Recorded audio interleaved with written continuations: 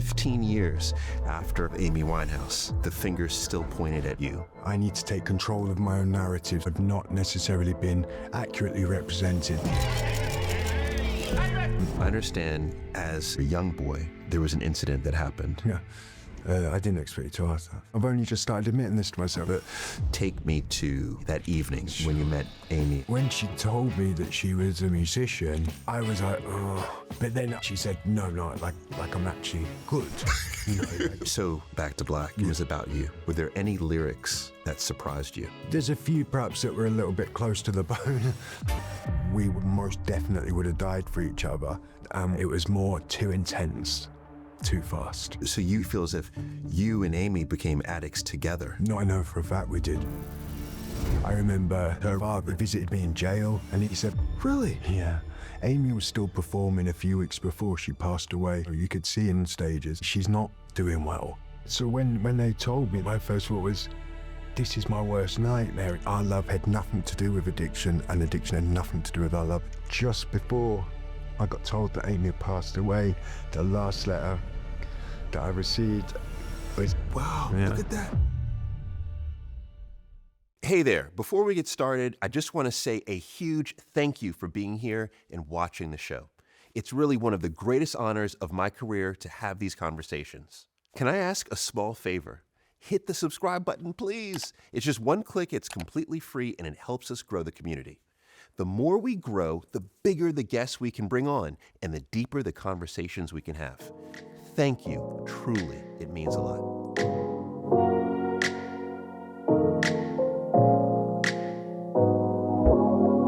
Blake Fielder, we need to talk. This is it. This is Okay. it. We need to talk. let's do it, let's talk. Let's talk. So here's where I'd love to begin. I have not known you to ever do a long form interview. I have not. So why are you ready to finally talk? I feel like there comes a point where I need to take control of my own narrative slightly. Not in a sense of grandiose about myself, just taking ownership of it to a point where I would like, as I said to you previously, I'd like people to see who I am. Nothing more than that. Just be genuine, have a chat with you, tell you some stories, talk about some things, talk about some feelings. Yes. It fills me with dread a little bit, but I'm okay. I'm with you. Okay. Okay. So on that note, how do you truly feel in this moment before us going into this conversation? I'm talking about something that for the, as you said, the past 10, 15, 20 years, however, that I've been a known person in the media in a sense, it has been a raw deal. And I've not necessarily been accurately represented. So I think those feelings of nerves are probably related to that, probably a little bit of a trauma response to talking to anyone about a part of my life that I associate with caution. Yes. Well, we'll take it. We're going to take it slow as you want to take it. And I think a great place to begin with is you growing up. Okay. Because, you know, your story is typically linked to Amy Winehouse. It is, yes. But many people don't know you, No. where you grew up, what those circumstances were. So where were you born? I was born in Kettering. Where is this? I couldn't even really tell you. I've never been back. Oh, really? Yeah, my dad was a Londoner, a Cockney, born in Bow. Okay. He's originally from South London, though. My family's where they were shipwrights on the docks in Deptford. Yes. Yeah, but he got moved out during the Blitz to Leicester. Okay. And then he stayed in Leicester. He was a real grafter. He got a bar in Spain. Him and my mum met, went out there to work in his bar in Spain. And then my mum fell pregnant and they were going to have me in Spain. Okay. I was going to be called Ramon. Really? I know, sometimes I was thinking, about what would have been. Ramon Yeah, Fielder. Ramon, that would have been better, wasn't it? Yeah, Ramon. I mean, I like Blake too. Thank you. Yeah. So but my mum didn't want me to do the national service that was in Spain at the time. You know, we have to do a year in the army. So they came back to England to have me, and it was Kettering. Wow, Yeah. look at that. From there, I came back to London probably when I was about 16, 17. Oh, wow. I was young. You was right. And so when you came back to London, what were you doing? Oh, my days. I was doing anything I could. My first job was a hairdresser. Really? Yeah. Then from that, kind of creative was where I wanted to be. I knew I wanted to do things that were a little bit creative per se. So I was a florist after that.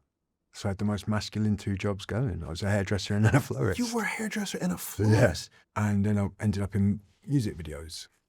Okay, okay. So in music videos, what in particular were you doing? Well, I would do pretty much anything. When I started, it was as a runner, obviously unpaid, and then bit by bit worked up to production assistant. And then some of my bigger jobs were things like behind the scenes featurettes, making ofs. This was a time period where a lot of money was being pumped into music videos. Yeah, you're right. I mean, music videos were the way to launch an artist. Nowadays, you're right. And they were an event, if you remember, when yes. music videos came out.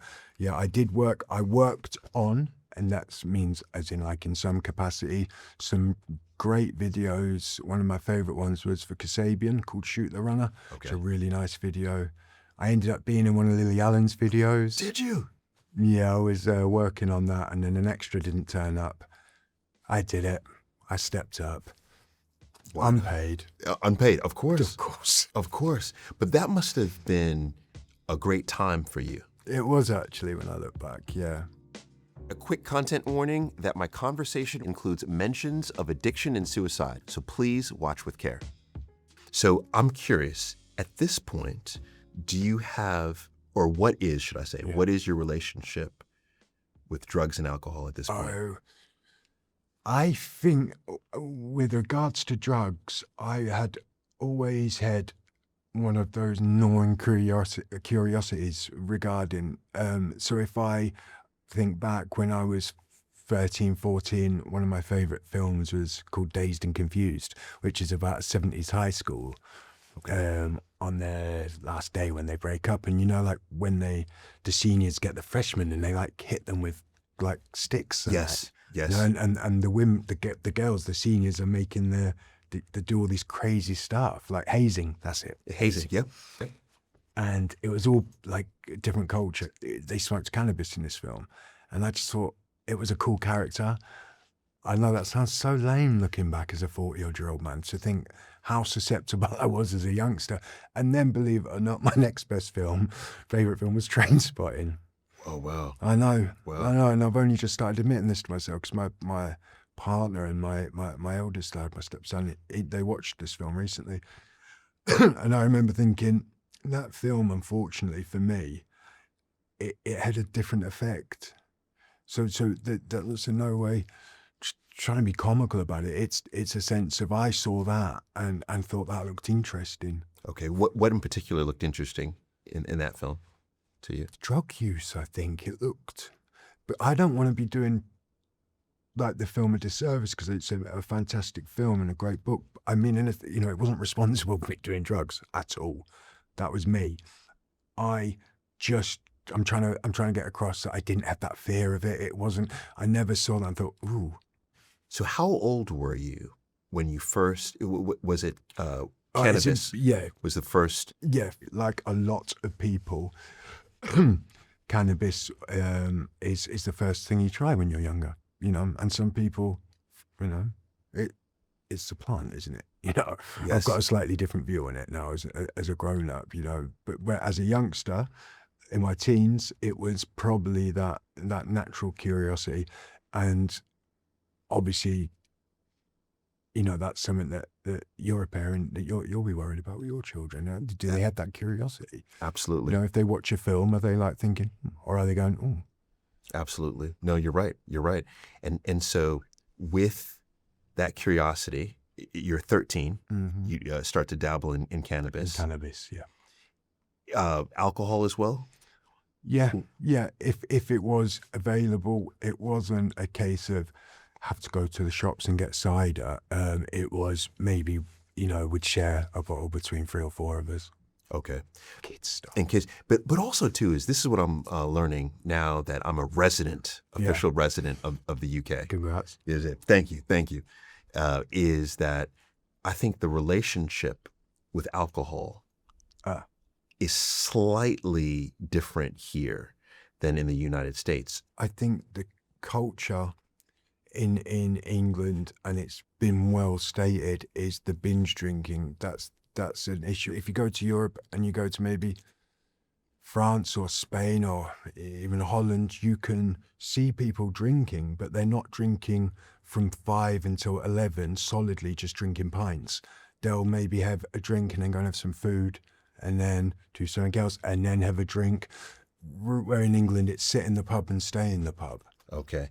And the culture was different in the early 2000s, in the 90s. It was celebrated. There was pieces in the newspaper that were top caner, and that was the terminology used, as in who's the guy that's getting the most drunk, which celebrity is partying the most. Oh, interesting. It was seems a good thing, or I guess it still would be now, but pictures of people, the lad culture. Yes. Yes. It seems like a long time ago, but in reality, it wasn't that long ago. But yeah, it was far more football, pints. Right. Did you... Zoo magazine. Yes, magazine, yep. So at what age did you move from cannabis to harder drugs?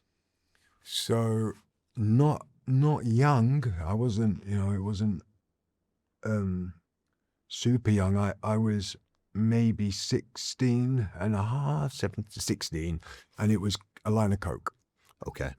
Okay. It was with some pals of mine that had done it a few times.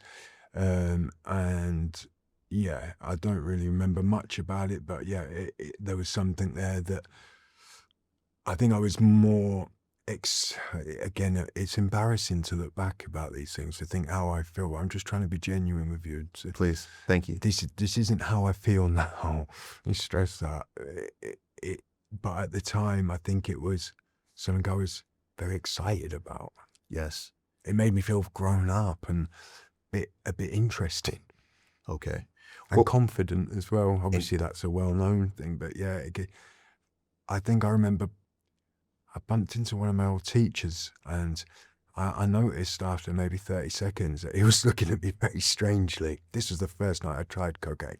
Oh, okay. And I realised it's, it made me slightly talkative. Made you talkative. Yes. Yeah. But now, can we expand on the confidence piece? Yeah, sure. Is that in your teens, 13, 14, 15? I was very uncomfortable in my own skin at that age. Were you? Yeah. Yeah. I thought that drugs was my personality. I thought, and that is why when I was first exposed to the media, and very quickly that became my narrative. It felt comfortable to me, unfortunately, and that was the view by which I looked at myself as an addict. Okay. But before I was an addict, years before I was an addict, I looked at myself as somebody that, I don't know how I'd say it now. I went out and had a good time, or I was sociable, any type of euphemism. But up until I wouldn't say I was an addict, I would be using cocaine 2-3 times a week. Okay. And I wasn't what I would consider myself as an addict at that point. I was more, I don't know if it was functioning, or I just thought all my friends were doing it, and they were. I mean, and my friends weren't the people that you'd necessarily imagine. Oh, addicts, you might have an image of it. They were people with good jobs, and with families, some of them, and just normal people. So I was like, of this mindset, you can do drugs and still be okay, and maybe that's just me. I thought maybe I was one of those, I could be this a spiritual person that was able to do that, but I wouldn't be addicted.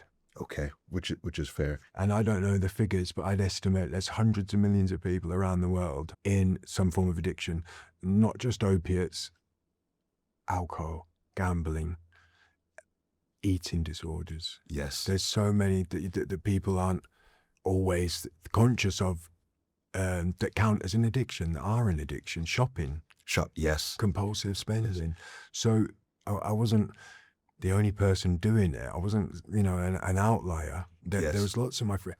We were all doing it. We were all just experimenting. But Blake, what qualifies as an addiction, and then at what point do you move from a recreational user to an addict? At what age? It's an interesting question, because I would say before I was a heroin addict, when I look back now, with clear eyes and sobriety, I can see that I was probably always an addict of some sort. I think that there was always, it was just in me. It was just in me.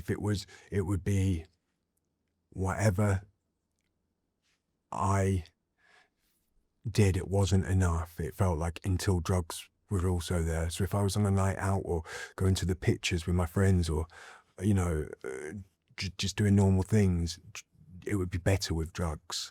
Okay. So I'd say the addiction for me was probably always there, mentally, physically. Amy and I had been, I can't remember where we'd been. No, I'd been to Spain. She'd been somewhere. We met up in London. We had a few days together. And we were partying, doing drugs and drinking, just us two. And then we had a day where we were like, oh, let's chill out now. And then there was a point the next afternoon where we both said that we were feeling. She said, I feel funny. I said, me too. At this point, I'd maybe smoked heroin 10 times, maybe between half a dozen, no more than a dozen times. Smoked it. Wouldn't have thought of injecting it. Wasn't even a possibility at that stage. Wouldn't have wanted to, didn't need to. Amy, maybe 3 or 4 times. We'd done it too much in too many days in a row.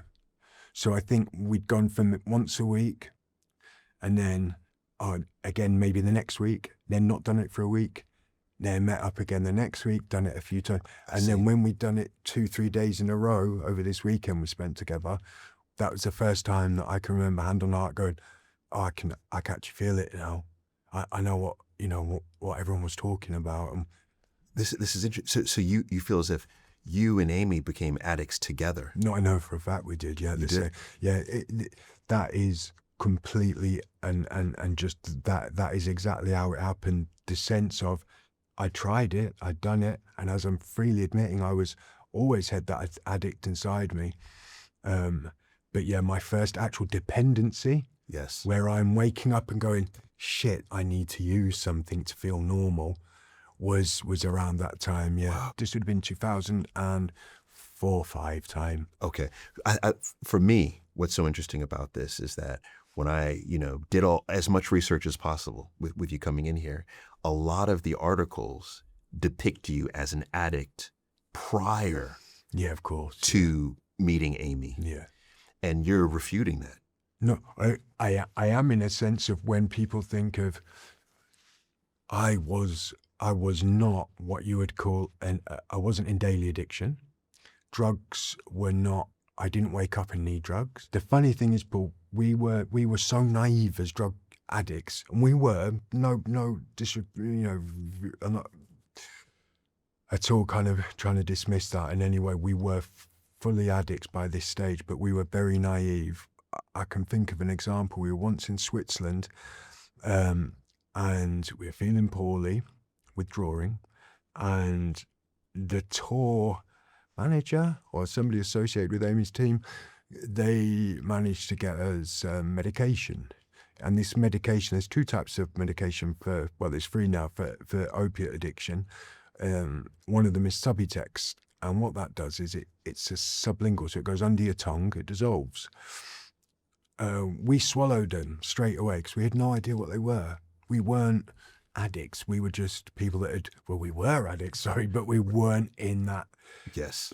I see the distinction. Do you try and see what I'm I see the distinction say? Because also what you are, what I'm learning from you is that you're saying addiction is here. Yeah, And definitely. And it was here with you, but it physically, since you were a little. I've always thought this. I thought people are born like that. There's some people in the world that if you're at a party and then you say, somebody says, "Do you want to lie, mate?" Some people will say yes, some people will say no. Why? Why do some people say, "Yeah, I'll try that"? Right. Why is that? Was it? How do you think behavior shapes our addiction patterns, and how do you think trauma does? Because, and only if you're open to talking about this, is that I understand you were a young boy, but at 9, that there was an incident that happened. You did try to take your life. Yeah, I had done that when I was younger. I didn't expect you to ask that. Okay, should we pass by? It's an important part of my life growing up. As I said to you, I wasn't happy in myself, even as a youngster. Yeah. It was a route away from what I felt I was, or just a way to not be me. Yeah. Blake, why I think this is important in your story, and at any point we can pass by it, we could stop, is that I'm beginning to get a picture of your life. Yeah. And your thoughts and your feelings. And at 9, for a young boy that age, to begin to think about not wanting to be here is heavy. I think I'd started a new school, a private school. I got reverse posh boy bullied. If you've ever seen The In-Betweeners, when Will goes from a sixth form that was a private school to his comprehensive one, he gets bullied for carrying a briefcase. Yes. It was the opposite way around at this school. All the kids there had briefcases, like businessmen. They were like 9 and 10 years old, and I had a bag, right? Yes. Like normal. And yeah, it was just a different thing for me to feel, as I already did anyway, that I was just different or less than or something that didn't belong. And I definitely didn't belong in a boarding school in Surrey. I think if I could go back, not to be too, new age about it, but I would give myself a hug. I was a really sensitive boy, little boy at the time, and I don't think any boy should ever feel like, or child, I should say, any child in that age or any person should feel that that's what they've got to do. Yeah, and so this was your life at 9 and 10. Yeah, and you could begin to see how those moments shape how you see yourself, how you begin to interact with the world. That's right. Yeah. And that 9-year-old me, that kind of sensitive, that became more pronounced. I guess it's still who I am now. I'm still quite introverted. For a long time, funnily enough, going forward, now to my 30s, to my very, very lowest stages of addiction, that was my routine. I would do drugs, and then I would read horrible comments about myself to buy into that idea of being worthless, and I didn't deserve to be here, and I didn't deserve to be clean, and I didn't deserve to be happy. And I got that confirmation through people saying, yeah, he should die, or I'm going to kill him. Right. I get crazy death threats. I still get death threats. Right. So that's why I come on social media, by the way. But yeah, so that really, really fed into the addiction. So all along, my personality, I'd like to think I kept true to who I was, but that would be an absolute lie. The addiction completely manipulated my personality. I was still me, but when I was in my lowest in addiction, I would do the things that you'd expect someone to do. I would manipulate, I would lie, I would shoplift. These aren't proud moments for me, but I was living as an addict. Yes. So yeah, it was something that unfortunately, I think it's so funny you mentioned that when I was 9. I was put my heart in my mouth for a minute, because I think I don't want to think about that or talk about that. But yeah, I guess drugs always were just a way for me to not be me. Yes, I can see it. So now, in your 20s, can we talk about a rendezvous at a pub? Oh yeah, okay. At a pub, which it's interesting. I think I want to say I think I might have gone to this pub where I don't know if it's The closed Good down. Mixer? Yeah, I think It so. should still be there. Yeah, okay, it's still there. Can you take me to that day, that evening when Yes, you sure. met Amy? And So it really was a case of I'd been to watch a horse race. I'd won some money, and so I had that cockiness. So I was a bit flash. yes, So I walked into the pub, giving it large. yeah, But I mean, I was a 20-odd-year-old man and true. But you have a full head pocket of full of hair, money? and the pocket full of money. So all of that felt really good, and felt. I think looking back, yeah, I was starting to get to a stage of enjoyment in my life for the first time, and a bit of security, not in a sense of a mortgage and a job, just in that's who I want to be. That's the type of person I am. That's what I'm going to Yes. do.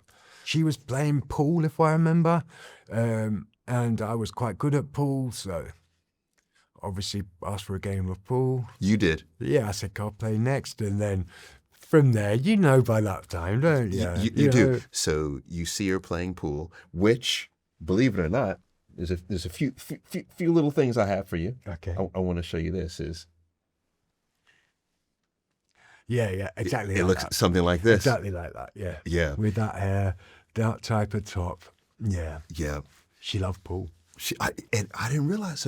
So she was good at pool. Yes, she Amy was. was good at pool. Not as Okay. good as me, but she was good. Okay. So She could beat me quite often. Oh, she could? Yeah, she was that good, and she played a lot. All right. So she's playing. You see her, and you decide to play. Yeah. Do you remember the first words that you uttered to each other? As much as it would be nice to say it was something great, no, it would have just been, do you want a drink? Okay. Do you want a drink? If it's not broken, you don't have to fix it. I think, but you got to remember dating in 2002 or 2001, whatever it was when we first met. I think it's 2001. It was slightly different climate to today. It wasn't quite the same. It was perhaps more expected and common to chat to someone in a pub, to chat someone up. Yes. To talk to somebody that you meet rather than, to arrange a date or to just a different climate. It was. You're right. So I was able to say, oh, do you fancy a drink or do you want a game? Just something like that. And then from there, we were just doing our thing. You're just doing your thing, talking back and forth. What was it about her that really caught your eye in those first few moments? I've always maintained that she was it's a beautiful, beautiful woman. And I know that Amy had self-image issues. Again, I could elaborate on that in the sense that the media weren't always kind about Amy's appearance, even before the addiction. I remember an article describing her as a plump jazz star. This is like years and years. So years before Back to Black was written. Okay. So there was always that kind of narrative. Again, the press, I'd like to think they're kinder nowadays. I know they're not. But it was fully accepted and able to say, oh, this person's fat. There was things called a ring of truth on the cover of a celebrity magazine, and they would highlight a picture of, say, a celebrity, and it would be something about them, like if they had hair under their arm or hair on their face or like, dry skin on their feet, and they would zoom it up to make it massive. And they did one of Amy having like some kind of baby hair on the side of her face. Okay. And just made a real thing of it, and her acne. So Yeah. I think that was a part of our thing at first, was that she thought I was good looking. I knew she was. So she got a validation in a sense from me saying, you're hot. I see it. Like, I see it. Because she didn't really believe that she was attractive. Right, exactly that. Okay. And I think I would challenge the people that you'll have had on here as well. You'll have had that where you can have 100 people saying nice things, then one or two people that, for some reason, they're the ones that you'll remember and that can keep you up at night sometimes. Especially then take into account being in your 20s. Yes. Young. So 2004. Mm-hmm. Okay. So you meet 2004. At this point, her album Frank is already out, right? Yes. Yeah. Okay. So did you recognize her as a musician? No, or we no? went on when she told me that she was a musician, I was like, oh, because it was in Camden and everyone is a musician. But then I mean, she said, no, like I'm actually good. You know, like, She was like, no, I'm a real musician. yeah. I'm not like saying it. You know, like I was like, all right. And then when we first sort of chilled indoors, and she got a guitar and was singing to me, I was like, oh, yeah, amazing. Oh, that she was real. Okay. Amazing. So, But I didn't know the music. It wasn't my music per se. I've been into hardcore punk for 30 years. That's all I really tend to listen to. But Amy's music was something that, you know, anyone could appreciate. Anyone could hear and go, oh, that's really, really different and unusual and beautiful. And, you know, her voice was obviously special. So I had an appreciation for it as soon as I knew it. But no, one of our first dates, we went into McDonald's and she went, oh, this is one of my songs. oh, wow. Yeah. And I was like, oh. You're like, look at that. Look at Yeah, that. yeah. Because I think also it's important for everyone to understand that when Frank came out, this is her first album. Yeah. And it charted, but it was nowhere near the mass success. Yeah, I don't know. That Back to Black was. Yeah. As far as I'm, well, no, I know Back to Black obviously did, huge numbers because that was, you know, I was around at that part. By the time I met Amy, Frank had come out. That we weren't followed everywhere by the press. It was there. There was an element of it, but it was no way how it got. How good. So now with meeting Amy as well, what I saw in, you know, all the films reading is that she had a boyfriend, you had a girlfriend. Yeah. Is that accurate or no? Semi. I did have. Yes, it is accurate. I did. We were seeing other people, but in a sense, I always thought I was, at least in my head, I thought I was quite upfront in that sense. I didn't try and deceive Amy. I didn't say, you know, this isn't my situation. But at the same time, I was seeing somebody else. She was seeing somebody else. It was not ideal. The funness of like, oh, it's sounds scummy, but the illicitness of being like, oh, it's an affair. It's not fun. It's not sexy. You just want to be with that person. You don't want to do that, and you don't want to carry that in your soul into that relationship. It's waiting, yes. But now in the first, what was it? You tell me. You tell us. Okay. Is that the first month or so, you two were together all the time? Because didn't she? This is where she got the tattoo of your name. Oh yeah. Straight away. Was it within the first? Like straight away, within a couple of weeks. She came to see me at work.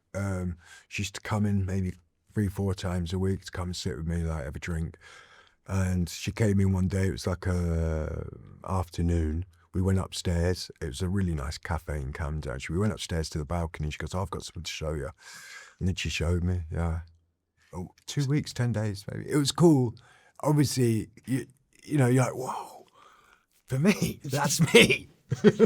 Yeah. 2 weeks in, she has your name tattooed. She then can't be in the other relationship. You'd think.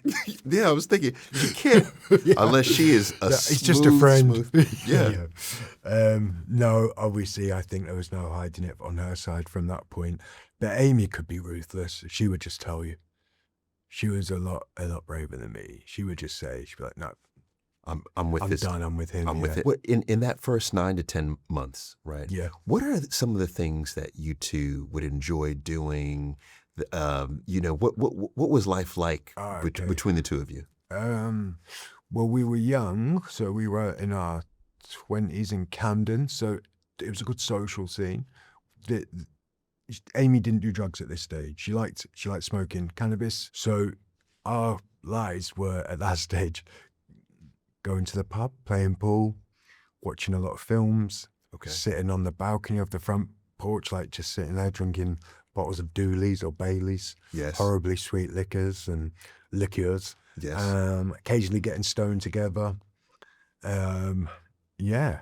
But what would you all talk about? Because one of the things that I just have been so impressed by is Amy's writing ability Yeah, and how definitely. Yeah, how incredible of a songwriter she is. yeah. Which tells me that her thoughts When her and heart ideas, was in it, yes, yeah, she could write amazing. I mean, when I say that when her heart was in it, there's times when Amy could have had the opportunity to write the music for the Bond film.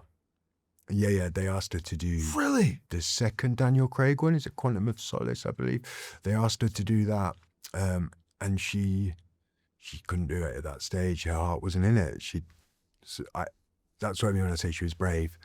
You know, so if she wanted to do something, it would be done. it would be done. I Yeah, see it. yeah. I see it. I know she loved singing. I know she loved performing. But I also know there was a side of Amy that would have loved to have been able to just be somebody completely anonymous. Okay. In a sense, I don't mean that as in she didn't want to have a talent. She did. She loved it. It was what she was born to do. But there were times in the first 9-10 months where, even though, as I've said earlier, the press wasn't as bad, there were still occasions when she would be out shopping and she wasn't able to shop because people would come up to her and it would get quite intense. There was no bodyguards around. She was just like out shopping in Sainsbury's. And I remember that quite vividly. She came back one time really, really upset, just before Back to Black, after Frank, just said, you know, I don't know if I want this. Really? I want to be able to go and do normal things. But I feel like, obviously, if she would have still be around, she would definitely have worked out how to do both by now. Had No imagine. doubt, Yeah. I didn't realize that at that period that she was already beginning to have an adverse reaction to Well, as I people said, recognizing her.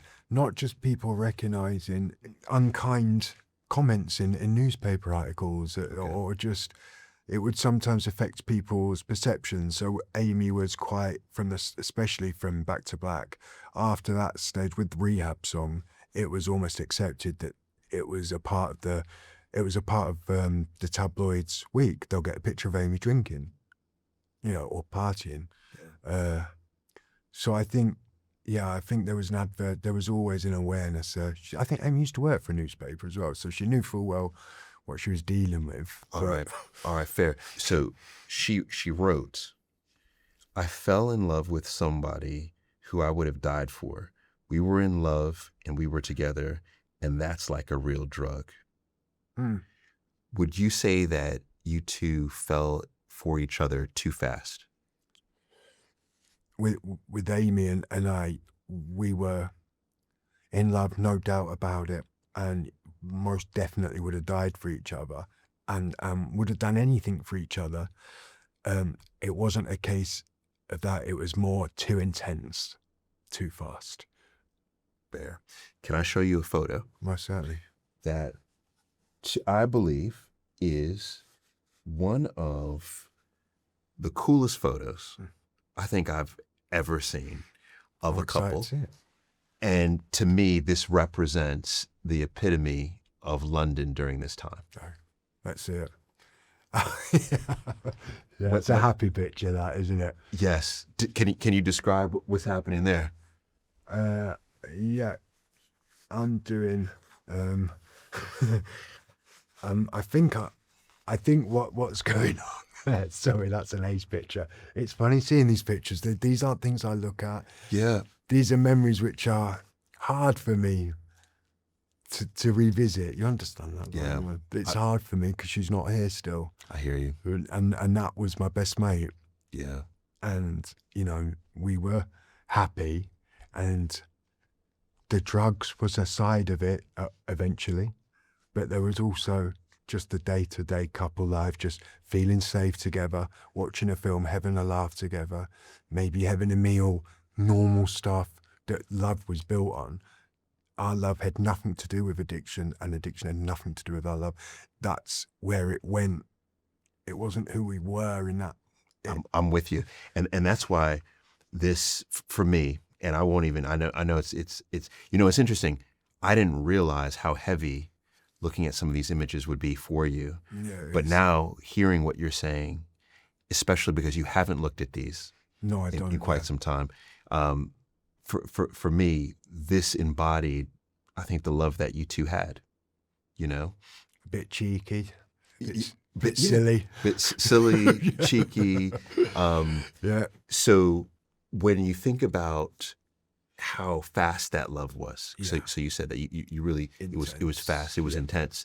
Is that what led to the first breakup? Yeah, but obviously the drinking was creeping up. And then I said, this is getting a bit much and we're saying horrible things to each other when we don't mean. Let's give it a little rest. It was after that she was the first attempt at rehab, yeah. Okay. So for alcohol, not for drugs. Exactly, for alcohol. Mm-hmm.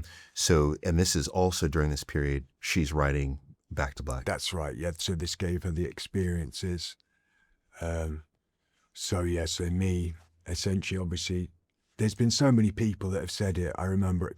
This is me being a name dropper. You ready? Yes. I was at Coachella Festival and Drew Barrymore came into the dressing room, and I just love Drew Barrymore. She's a great actress. Yes. Amy too. She came into the dressing room and said, Back to Black's the best breakup album ever. She goes, I broke up with my boyfriend recently and I've just been driving around listening to it in the car and just it's helped me so much. Yes. Yes. So But that came from a real place because it was our breakup. It was. So when I think about this, is that Back to Black, let's just look at the sheer reach of it. Yeah. So over 8 times platinum in the UK. Well, I know she did very well. I've been with her when she was presented lots of discs. I remember Lots of discs. Yeah.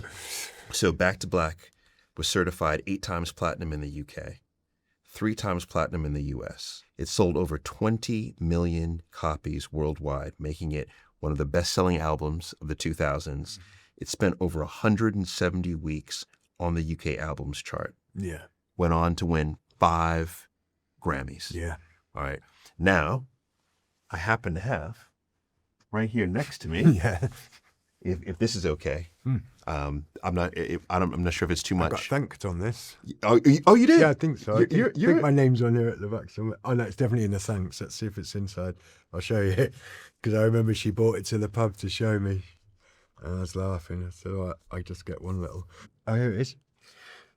Yeah. Oh, I know.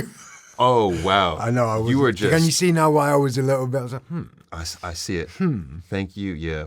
You're just kind of mixed in there. But I think she was at the time when this was asked to be off to write her thanks. She was still in seeing the person that she'd been seeing over our break. Okay. So she was trapped in a bit of a position of, I can't really release this album and then thank the person it's about. Because, it's... Yes. It was more... It's a genuinely authentic breakup album, sorry. It is genuinely. Yeah. It's such a strange feeling to have somebody write, not just songs, beautiful, amazing songs about you. Yes. Even if some of it's like you were a bit of a bastard, a bit of a player, a bit of a, like that kind of, Amy liked that sound, that kind of 60s girl group sound. She liked that kind of feeling, which was obviously more, acceptable maybe 20, 30 years ago. She liked the idea of being like hopelessly in love.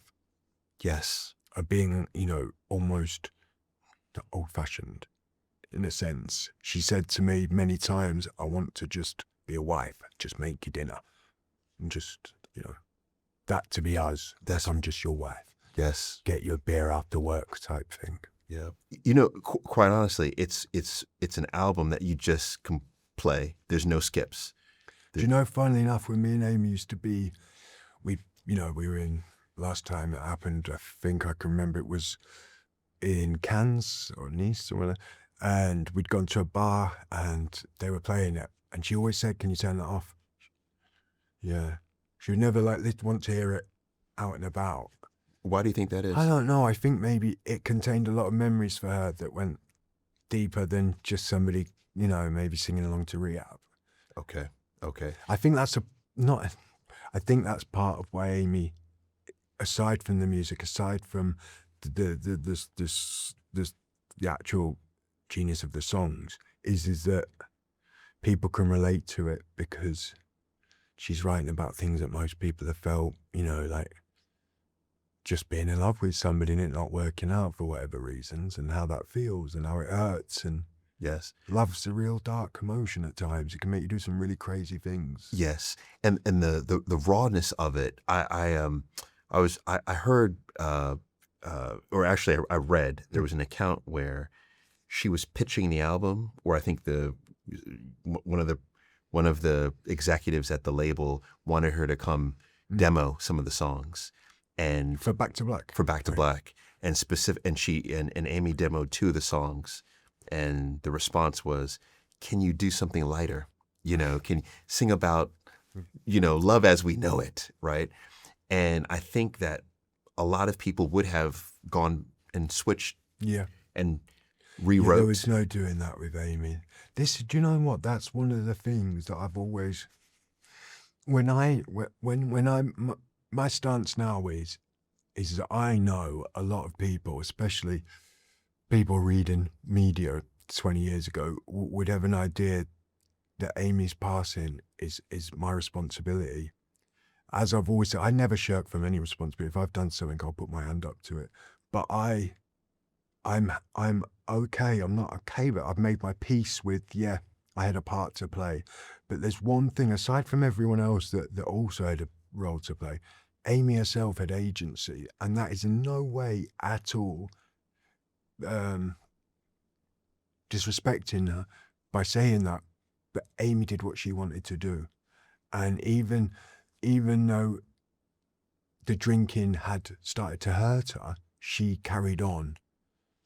And I just feel that sometimes that can get lost on that album. There's that element, like I just said, of her being helplessly in love. But she was actually a very strong woman. Yes, right. Can we talk about anything you want? Yeah. Here, so you realize this album is about you. Yeah. What do you begin to feel as a result of hearing these lyrics? When I first heard the album, obviously, same as everyone else, in a sense of, that's a really good song. And just listening to it and thinking, this is really good, obviously. The lyrics was something that I'm never good with hearing lyrics. I had to read them. When I read them, it was like reading old love letters in a way, because they're referencing certain things between us, things that we've spoke about, things that we've said to each other. Yes. So it's surreal to see that and to hear people singing it, and to be in a taxi and to hear it, to that song, you think that's about me, or that's about us, or that's about when that happened, or this is, Yes. It's quite strange. Were there any lyrics that surprised you? There's a few perhaps that were a little bit close to the bone. Okay. Yeah. Which ones? You want me to say? Yeah. If you could, because I'm curious to find out, because the whole album is basically about you. Okay. Yeah. So when I had to have a conversation with a girl I was seeing about, he left no time to regret, kept his dick wet, with his same old safe bet. That was something that obviously was a comfortable conversation to have with the girl I was seeing at the time. She said, am I the safe bet? And, obviously I felt a responsibility in that sense. So there were times, of course, where I was like, that's what I see when I say about a love letter or a page of a diary. Right. Do you know? Right. No, I had no ownership of it. It wasn't that case. It was just a sense of, it's kind of exposing in a way. Yes. But it seems like all the lyrics were true. Yeah, they were, but really a lot of people would look at back to back and be like, this is about, a bad relationship. Yes. And, it's so tortured but it wasn't. We actually had a lot of fun, or else there wouldn't have been that sadness after. That's right. But the fact that every lyric was true, I think that's also the brilliance of Amy Winehouse. Yeah. Because so many I think songwriters will almost embellish moments. Yeah. No, it's lived experience. You could be the most famous source material for an album, for like a best-selling album ever, Yeah, I wonder, it's not something you hear about very often, is it? Muses. No, you are the muse. Can I ask you about rehab? Yeah. Sure. Because I remember I was watching the documentary, Amy. Mm-hmm. And the 2015 film. Absolutely. Which, by the way, what did you think about that film? I thought it was really fair. I thought that for me, going at that time in my life, I felt so supported by an aspect of that process. The filmmakers themselves, especially the producer James, he I wasn't portrayed as the bad guy. See, I felt at that time before the documentary. That was the only narrative put forward by the papers. There was a journalist at Amy's funeral for some reason, and he'd made a point of squarely attributing Amy's not being there to me. He said, "We all know why Amy's not here today. We're not even going to say his name." Meanwhile, I hadn't been in a relationship with Amy for a couple of years at this point. She was seeing somebody else. I was, in a new relationship. I was just trying to live my life. So the documentary that kind of didn't hammer that home, it didn't seem to want to villainize me. It's okay to have the facts. Yeah, I was a young drug addict at the time, and I was not in a good position. I'm talking about, when the addiction came in and when we divorced, etc. And then eventually what happened. The documentary felt like the first ever time that somebody hadn't just tried to say the same story. This guy villainized him.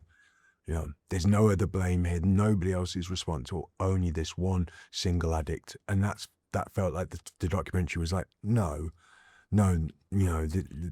this isn't. Yes, it's not life. It's not how it happened, and that's just not how life works. So this was my interpretation of that particular film. Was that there was this equation around the passing of Amy. Yeah. And there was lots of components to that equation.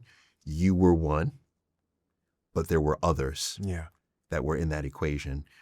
But a question that I do have just in this moment, thinking back to the album, is that with rehab, the attempt was to place her into rehab, but it was for alcohol addiction. That's right, yeah.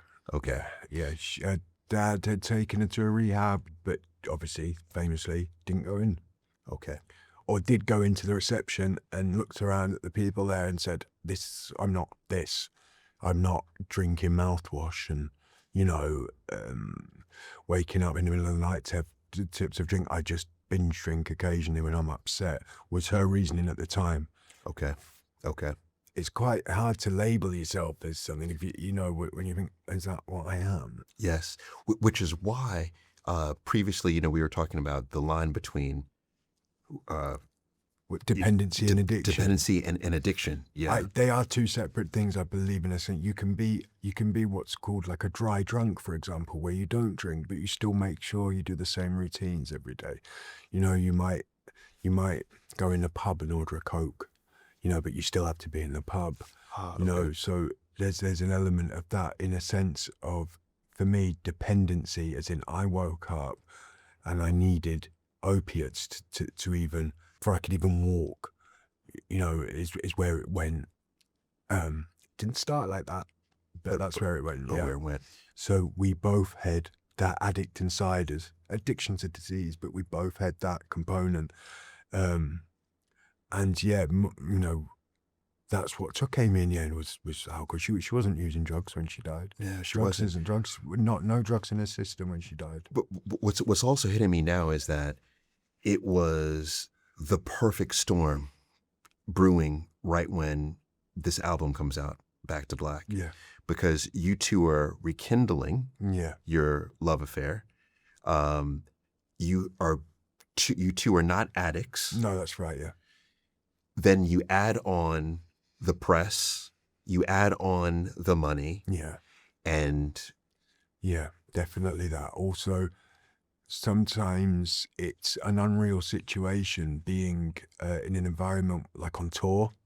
It's not a very kind of it's not a generic thing, is it, to be traveling to different countries every day for 12 hours and playing a show. Part of that culture would be drinking or would be drugs.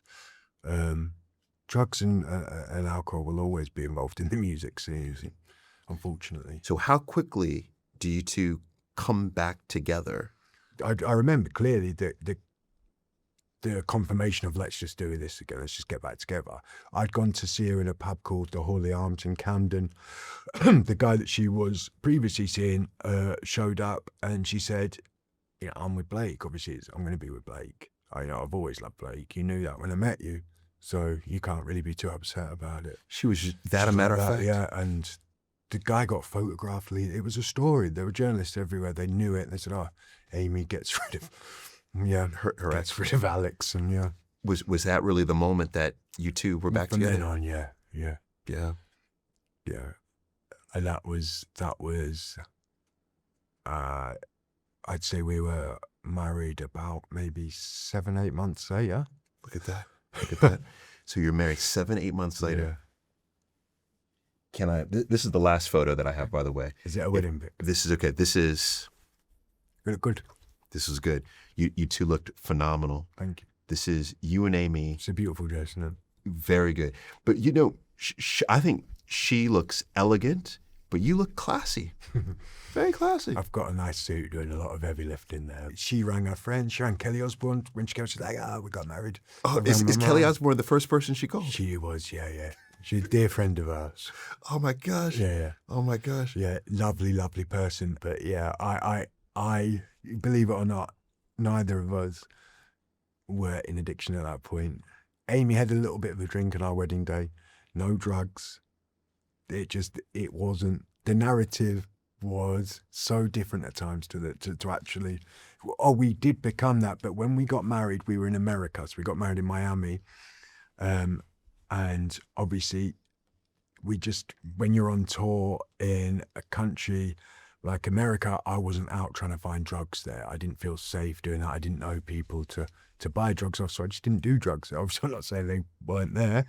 I just didn't know the people to ask. So our wedding day, no matter what anyone could ever say, couldn't never take that away. Not both of us were fully, we knew compass mentis. So this is also shocking. Because no drugs that day at all. To read the headlines, yeah, it was already, you were addict, junkie. Yeah, I wasn't. I like I said to you, we'd smoked heroin. We'd had that weekend where we first realized, we got a bit poorly from this. Then from then we'd had our kind of 3 or 4 months where it became more like a daily thing. But yet we still went to America with no substitute, no methadone or Subutex, which are the drugs that they'd normally, the medication they'd give you to help if you're an opiate addict. We had none of that. We just went out there and withdrawn. So I would spend maybe 14 hours in a hotel shivering. Amy would be, in a bath or trying to get warm. Horrible. But we'd just do that and then we'd be fine. Okay, and this not is fine, but yeah. And this is before the wedding. Yeah. So then even to go back then a couple months before is a moment that's often talked about, and I think this is great for you to create clarity around this. Is the moment is okay? Blake introduced Amy to heroin, cocaine, and crack. Yeah. What's the truth behind it? So the truth, it's to be fair, not if I was back in the day, I would say, yes, that's me, all my fault. But like I said, when we first met, I kind of need to defend myself slightly on things. Okay. It's not fair. Do it. People that love me to think, on truths. Amy had started trying cocaine with their ex-partner. There's pictures of Amy at the Brits with, as they do, powder up the nose, and yeah, it was known. It was known that Amy had experimented with drugs, and it was nothing to do with me. Okay.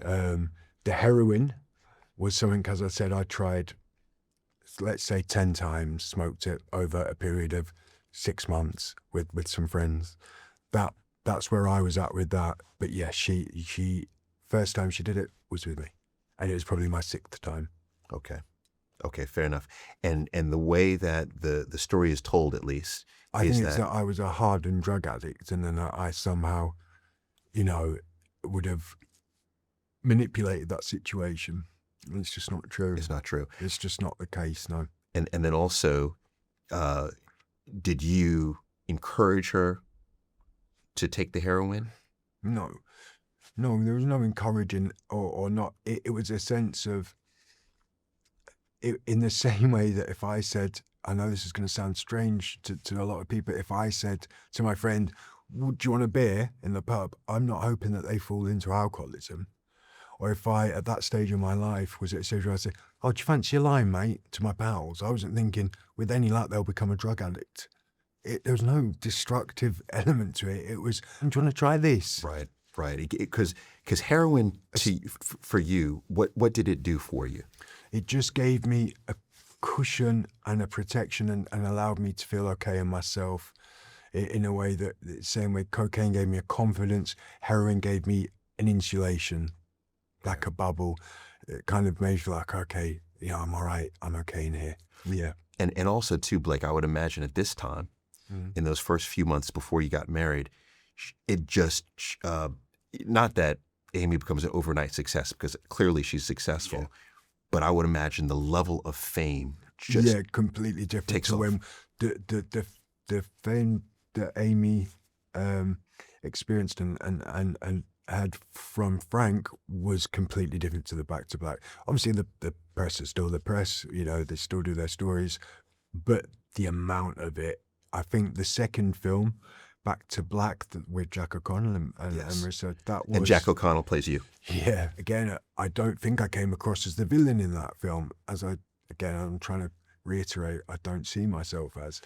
It was so strange waking up and knowing that there's 100 people outside waiting to take a photo of you sneezing or looking a bit bedraggled, or that they could say horrible things about you, so everyone will join in and say horrible things about you even more. And how bad did that press get? Because this was the 2000s where the intrusion... They were still upskirting people in them days, weren't they? It was taking photos underneath.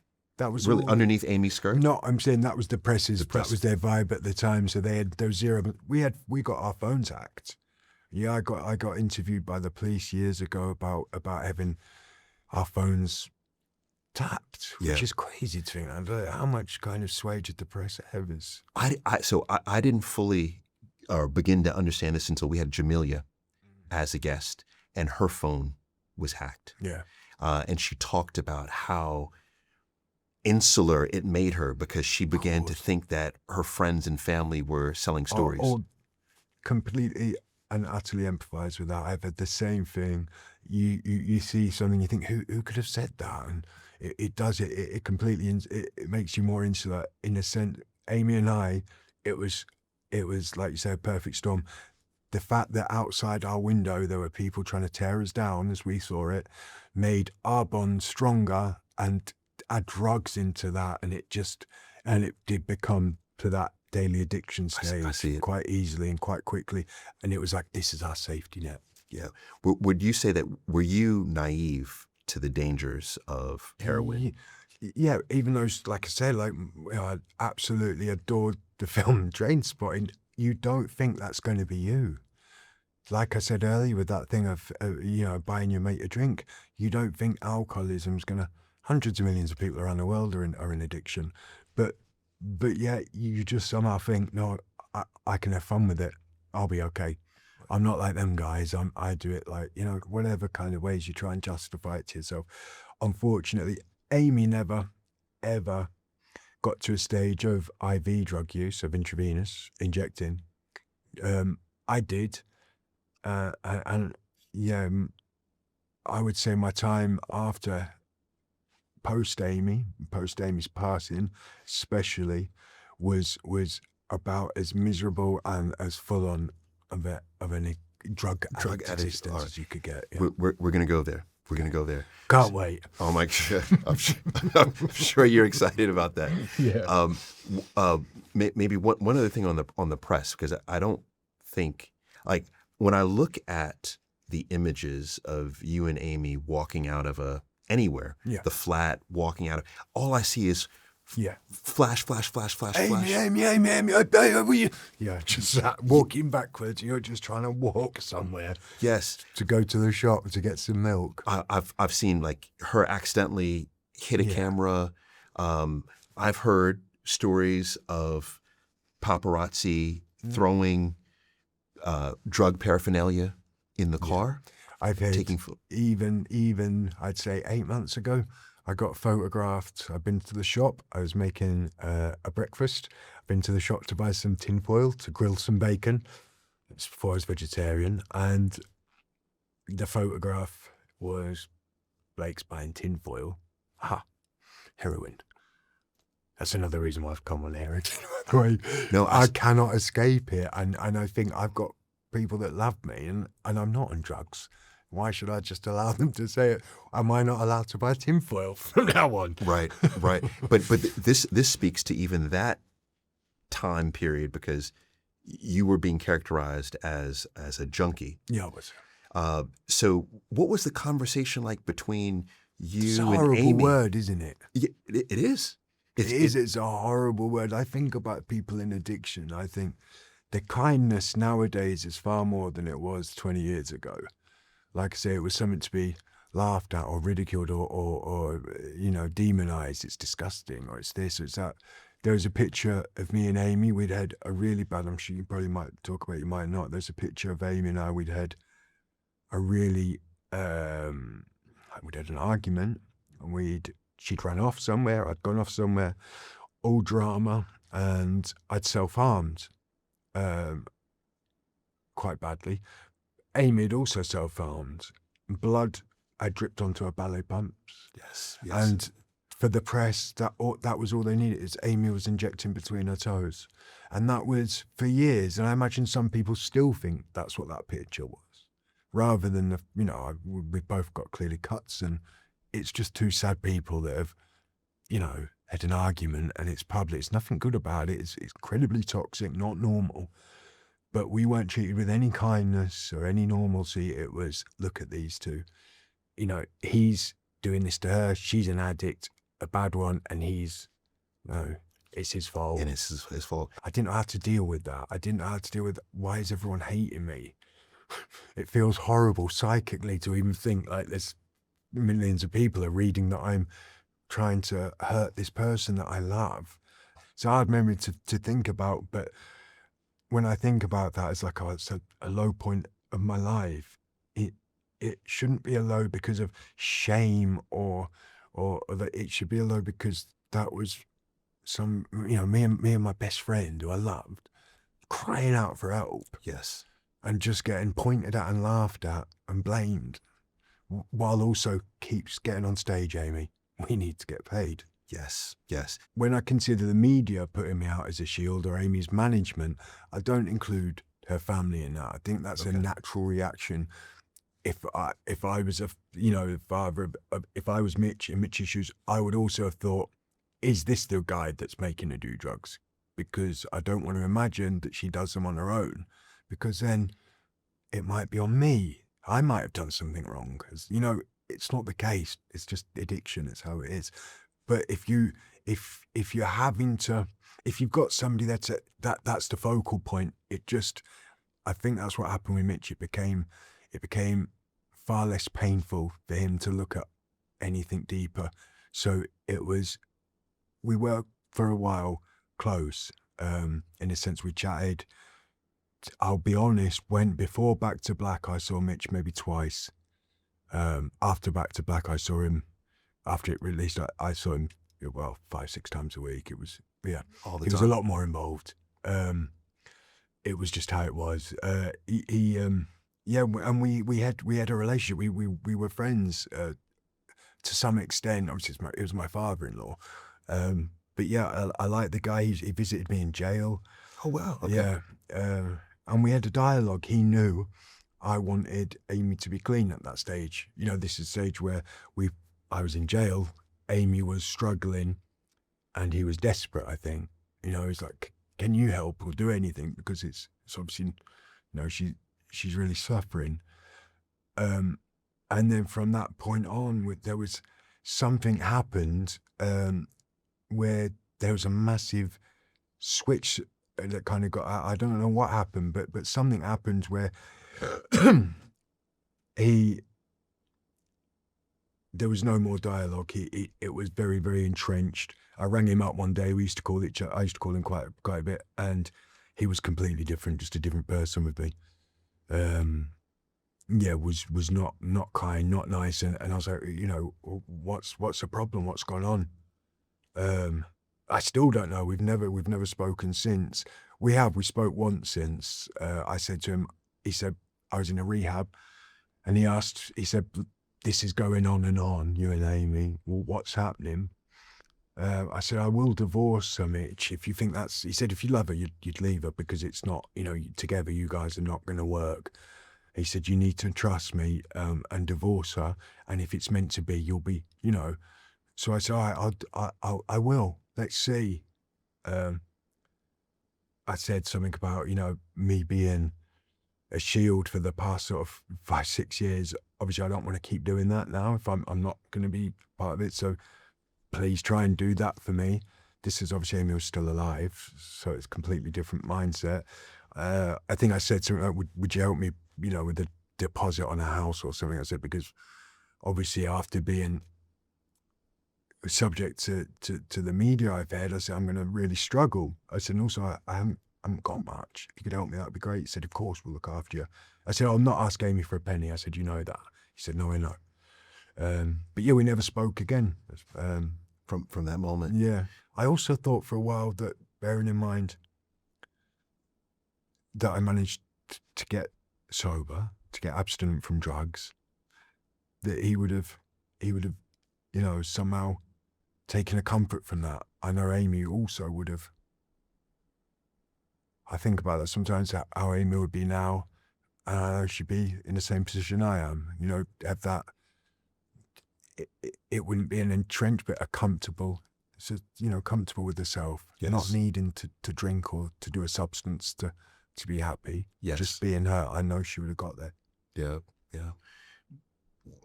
I know you want from Mitch. Yeah, Amy's father. You want. Is it that you want to have a relationship with him? Not a relationship, no. But I wouldn't. I would like it if he would acknowledge that I loved Amy, that she loved me. I know he knows it, but I think it's painful still for him to say it, because I think like I said to you, it opens up a possibility of, if you can't blame that person for your daughter not being there, what does that leave you with? I would say it's maybe akin to, you've got to forgive somebody, haven't you? I'm asking him to forgive me in a sense of, I wasn't responsible and had foresight as a young addict into thinking what the future may hold with that. Amy died of drink, nothing to do with drugs. But still, I know that, as is common, that the idea that that's my doing, my fault. I never blamed the person that gave me drugs for the first time. I've never tried to put that on anyone. Never even, why would I? That was me. So I never understood. Did these people think that I forced Amy to do drugs? That's just not what happened. Right. The way that I read the stories is that you were the introducer and then the continual facilitator of those drugs. Not true at all. And then again, Amy's worst stage of her addiction was when I was remanded to jail for a pub fight, just trying to stick up for my pals. And Amy's addiction at that point had been her and I together. So it was me more in control of how much we were getting. So I'd say, we don't need more than that. That's enough. And I was like that. And people would say, that's not true. It was. When I was in jail, Amy's dealer was still very much a daily presence in Amy's life. And I knew that. And she was in photographs with Amy at times. And, and I know that Amy's family knew this. And I know that. Spoke about it. Amy's management knew it. So Yeah, like I say, my main thing for that is always that case of I'm not shirking responsibility, but this idea of daily facilitating. No, It I is not. wasn't the dealer. But see, so this is the part that I think we all need the clarification, or not Sure, need, but it would be good to get the clarification. So you sure. just said that Amy's dealer Yeah, is known to her family, they were at the time. Yeah, is known to her management, yeah, definitely. Yeah, known to the record company. yeah, of course. Yeah, So everyone is aware yeah, that Amy has an addiction, yeah, that you have an addiction as well. yeah.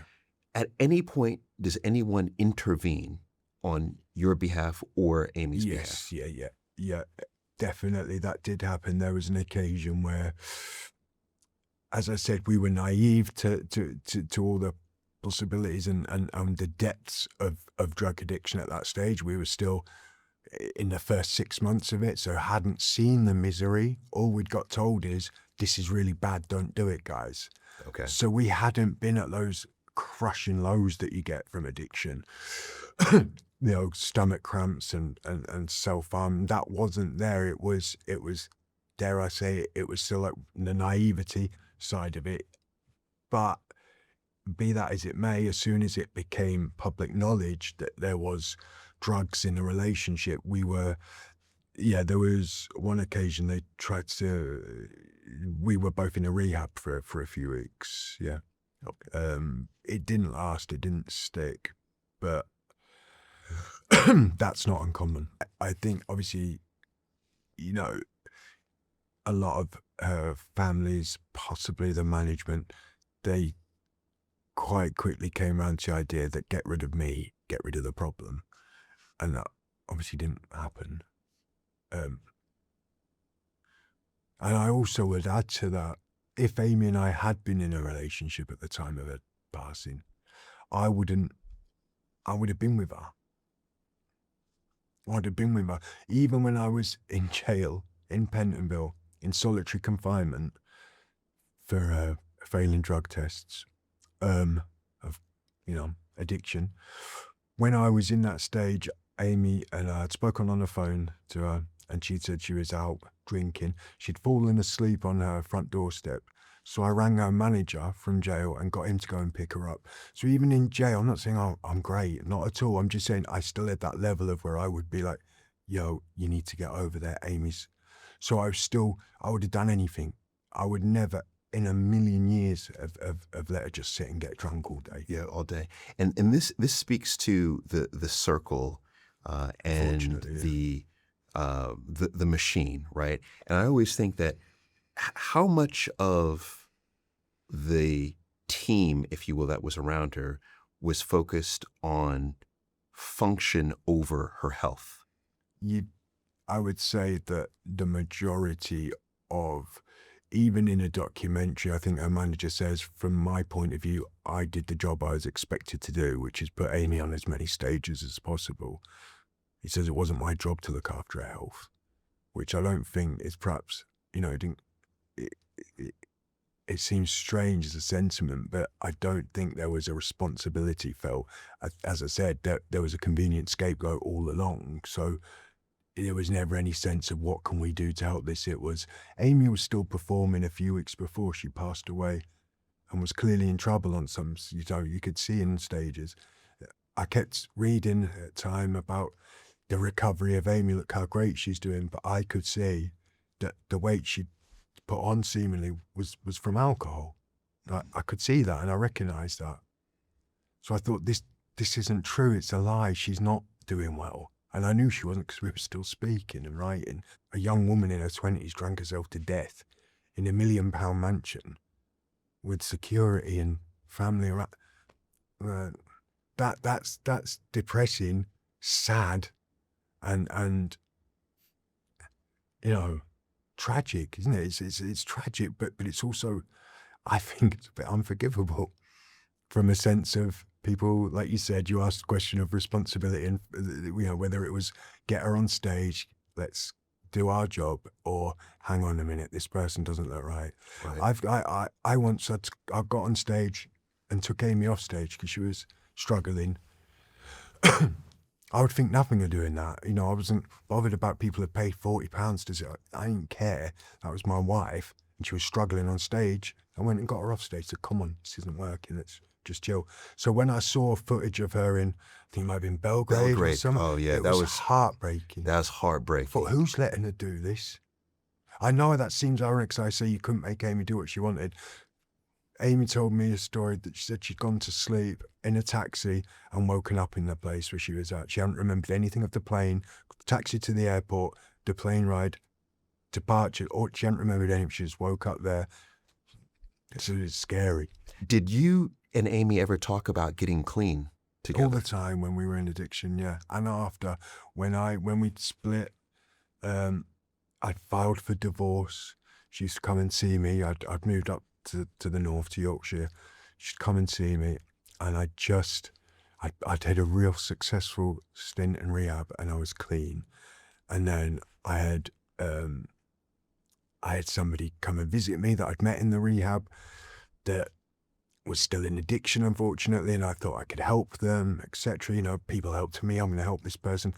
And obviously, before I knew it, I was back in addiction, and Amy would make a point of telling me if I need help. She was there for me. She said, "I'll pay for a rehab." Mexico, she said. Well, it wasn't, obviously I wouldn't take her up on that, but yeah. So we had lots of conversations in a sense of before when we were married, as in together, sat there saying, let's not do this. Yeah, there were lots of times, and there were times when it was just day to day. It was just our normal. It wasn't, we didn't see ourselves as we're raging addicts. We were just, oh, Amy's got to do this today. All right, you know, we need to take half hour before she can do that so we can just get normal. Yeah, to get normal. That's interesting. That's interesting. Yeah, because obviously in the drawer you're feeling a million miles away from normal. So, you know, let's put the drug addiction to the side. I would love to be able to take a window seat to the high life of Blake and Amy, right? So the great times, not the good times, the great times. The travels, the people that you met. What to you are some of the most memorable stories? Oh, it's hard to do these memories, as it were, without sounding desperately like a name dropper, as I said to you earlier, because some of you got to remember, I was like a normal working class lad, you know, it wasn't my world. I didn't know famous people, and I wasn't, you know, I was like very much wide-eyed meeting people like, you know, Jay-Z, said about Snoop. But yeah, I had a good, what was it? It was, we were in LA. We were doing the music video for Tears Dry on Their Own. Okay. And then at about 4:00, the director said, "Oh, Pammy is doing a magic show in Vegas with this magician, and she wants you guys to come." So we were like, "Oh, okay." And he goes, "Yeah, she's sending a private jet."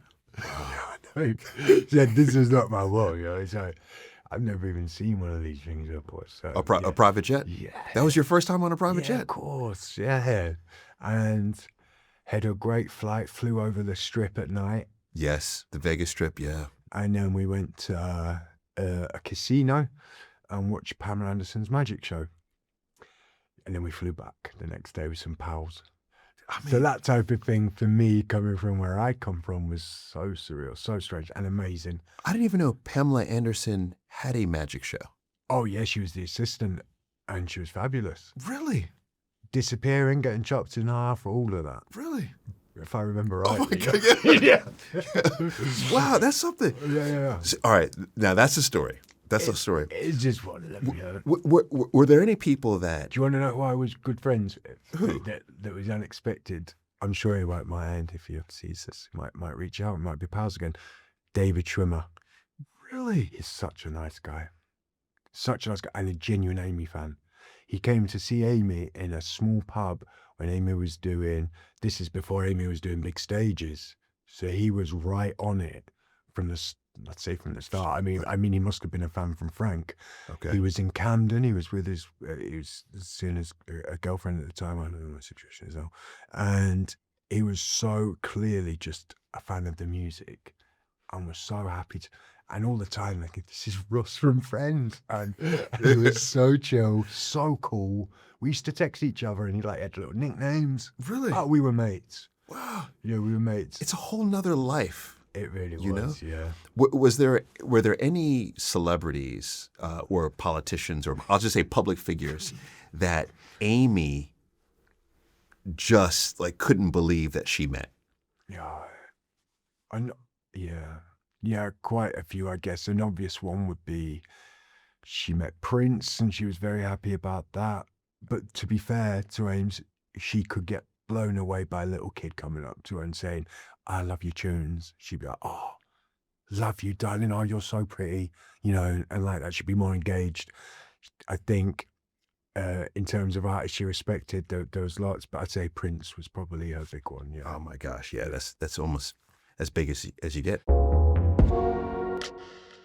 Have you ever noticed how many of your friends are sitting on great business ideas? It's usually nothing to do with thinking their idea isn't good enough and everything to do with the execution side feeling a bit too technical. But with our show sponsor, Shopify, so much of the technical side is taken care of for you. It enables you to set up your own online store without a developer. You just pick a store template, customize it to your own branding, upload some product photos, set your prices, and you're live. Shopify looks after your payments, inventory, orders, returns. It even helps with calculating shipping rates. And if you also want help selling your products, Shopify's built-in tools write product descriptions, create email campaigns, and schedule social posts for you too. It makes the technical part of running a business so much easier. So give it a try yourself and sign up for your £1 per month trial and start selling today at shopify.co.uk/need-to-talk. How did you and Amy finally separate? What were the circumstances? Why did it happen? When we divorced. When you divorced. Because, the week Amy passed, we were still right. I was in jail, unfortunately. We were still very much talking about the possibility of reconciling again. So I would say the definitive moment I realized that wasn't going to happen was when I got told that she'd passed away. Is when I knew. That's not me saying, oh, if Amy was alive now, we'd be together. I'm not saying that. I have a life now. I'm in love, happy. However, I have no qualms about saying that we would still be in each other's lives now. I would have met her today for a drink or a coffee, whatever. Right. But yeah, the final moment of it was never final for me. The divorce wasn't the end. The arguments weren't the end. The press, her dad, none of that was strong enough to pull us apart. It was only her and I saying, nobody understands this but us. Let's see if we can show that we get clean. You do that, I'll do that, and then we'll see where we're at. But it didn't happen. Now, maybe this is the 2015 film, I feel like the depiction was that because you were incarcerated, right, at this time, there was a photo that you saw. Oh yeah, sure. With the infidelity. In terms of more of it, yeah. In terms of like the relationship side of it, rather than the deep emotive side. On the surface level, you've got to remember that when we met, he had to think of somebody else. I was jealousy wasn't where I was at in that relationship. However, the marriage thing for me meant it went into a different realm. So infidelity in a marriage was ultimately for me something that I did struggle with, and I would have struggled with if we would have reconciled. In fact, I did when we tried to. And I'm sorry, Blake, you're saying that infidelity is something that you would have struggled with. You're saying that stage after marriage, I thought we're married, we're not doing that anymore. There's no more infidelity. Yeah. Okay. And okay. I think perhaps Amy, I was in jail. It's not, I'm not, I understand fully and completely. Amy was a vulnerable addict. There were people out there selling stories on the left, right, and center at the time. I think she was desperately lonely, desperately sad. I'm not kind of pedestaling her. I'm saying I know addiction. And I know that Amy's heart was always with me at that stage. Okay. You know, I know that, and I knew that, and she'd tell me that. I just knew it was the situation, but I still couldn't. It wasn't something I could abide in a sense. And so did you first see the images of her on a beach with Something someone, like that, yeah. and then you two must have corresponded with each other, and then she told you what happened. Told me what happened. I obviously very upset, etc. Then we worked on things, kept chatting, kept writing, but ultimately it was just too much, and I felt a clean start as well would have been a really good thing to do in a sense. We actually spoke when I first moved up to Yorkshire after I got out of a rehab up there. We spoke about getting married again. Yeah. Okay. Which probably gave her dad nightmares, but yeah, that was where we were at. Yeah. We were still very much, we're going to do this. She came to see me at Christmas, spent Christmas together. I mean, there's a lot of times, Amy and I were always, there's never any time where it was like we didn't like each other, or we hated each other, or we weren't speaking, even right up until her passing. Yes. At what point did you, because I know there's been a lot made of this, so this gives you an opportunity to clarify this, is that, so you come out of prison, and this is the quote. You probably know what quote I'm going to give is, "I'm a big man. I'm handsome. What did I say? I go to the gym. I dress well. What am I doing wasting my time?" In a sense of being publicly cheated on, that's my ego speaking, isn't it? Okay, so that's exactly. That seems quite obvious to me. I don't remember that quote. It seems like something silly I would have said to try and make myself feel to just because I would have thought, oh, that's humiliating. Yes. So how can I somehow act like I'm okay with it? Right. Right. That's what that was. Yeah. No, and which is exactly what I thought that was, because that is a statement that is someone trying to puff up, exactly, artificially inflate. Oh, completely artificial. I've never once thought any of those things about me were true. Yes. But yeah, if you say something, it's halfway to sort of believing it, I guess, in that sense. Like, oh, I'm okay. Look, I'm fine. I'm not humiliated. It's her loss. Right. Type shit. Right. I'm going to be fine. Yeah. And so this was totally fine, as tears rolling over your mouth. Type of fine. Yes. So it was after that point where I think you probably went to Yorkshire. Yeah. And then she comes and she visits you. That's right. You're both talking about reconciling, and then bit by bit I slipped back into addiction, unfortunately. Yeah. Okay. And from that point on, it was more a case of get better now, rather than me and you. It was, I was going from the stage where we'd been at before, which was nothing innocent about drug use, but was more a naive smoking of drugs became injecting of drugs. Okay. So that was something that couldn't be around her and wasn't for her, and she had just was never going to let that be something she'd see me doing, and she wouldn't and didn't. It was, yeah. So I'd gone to that level of it. Yeah. What do you think drove you to that point? Because I recall earlier in the conversation you mentioned you never thought you would inject. Yeah, that's right. By the time I was in Yorkshire, I had been in a rehab with people that were more, it was a community rehab, so it wasn't a private one. It wasn't a facility that was for well-off people. It was genuine addicts, and all that brought with it. I felt like a fake in there. I felt like, these guys had these really, really hard stories to drugs, and I was somebody that had just experimented with and ended up falling into a bit of a daily addiction for a few months, and then I'd been incarcerated after those few months. Yes. And then I'd been put in a rehab after. So I felt like I hadn't even been at that stage a hardcore heroin user. Yes. Which is what I then became by my associations I made at that rehab. But that's, fully on me. But yeah. Was that the last time that you saw Amy? No. Okay. No. When was the last time you I two went saw to each other? see her. She had a lovely flat or house in Marylebone. I went to see her maybe, I want to say about 5 months, 6 months before she passed away. Maybe 5 months. Was the last time I saw her. Okay.